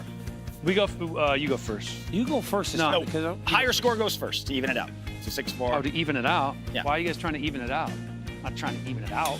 How would you worry about knocking your foot across? Yo, he just stepped over the line. No, and I taking did that not. off. The stepped over line's the line. right here. Let's go to replay. Line's right here. Can we get a replay on that? He cheated. Oh, that was it. Come on, DC, you got it. Come on, buddy. A little bit more. A little bit more. I'm trying to go to 3. Ah, the trifecta! Oh! 1, 2, 3, 4, 5, 6. All right. 12-4. Chris. 12-4. Let's go, Seiko. What do we play to? You only need 3 points. we play? Laura. 15? I chose Wait, the whitest guy 11-4. here, and I knew that My was the turn? right Go. choice. Let's go. My turn? My turn? Oh, that counts gotta for be something. 5. That's nothing. That's so hard. You get a high Nothing. five for that. All right, they said 5. That is so hard. It's like hitting the backboard. Why are you going twice? Because she said. No. That doesn't count. That doesn't count. You guys said it doesn't count. Doesn't It count. was out of order. Yo. Out of turn. You guys are dirty. Get back. That side when Chris hits should be 5 11-4. points. You just need That's 4 fine. points, Laura. Ah, that's right! I finally found something. I don't do good. physical challenges well. Oh, Ah, okay. that's so lucky. As lucky as hers, though? That's the game. We got it. Game over. We should have a Game over. We got new champs. Yes! CJ, can you please present the belt Yes. to the champions? CJ, bring it. Thank you, CJ. Both of us. Thank It's a team effort. Thank you, CJ. Thank- That's very thank you, kind sir. of you. Dang, let's do it. I'm Let's so do it. happy to be here with you. I You made am the right too. choice. You made I the right am choice. too. Hey, losers. Hey, we'll get them next losers. time, bro. Do you want to come in here and wrap up the show? We'll get them next time. Come on. You just picked it over? Come on, buddy. That's right. Don't get be in here. sad. Don't be UFC salty. 303, the official weigh-in show, is in the books. And once again, the belt is in the deserving hands of Laura Senko. Of us. And, As and a I team. had a little small As a part. team. Little small part in this. But I will hold it for a second. All right, Weidman boys. You got, oh, look at that. Hey, you wear that a lot better than DC Yeah, he does, does. right? Let me A see lot the better arrow than again. Do DC the does. arrow again.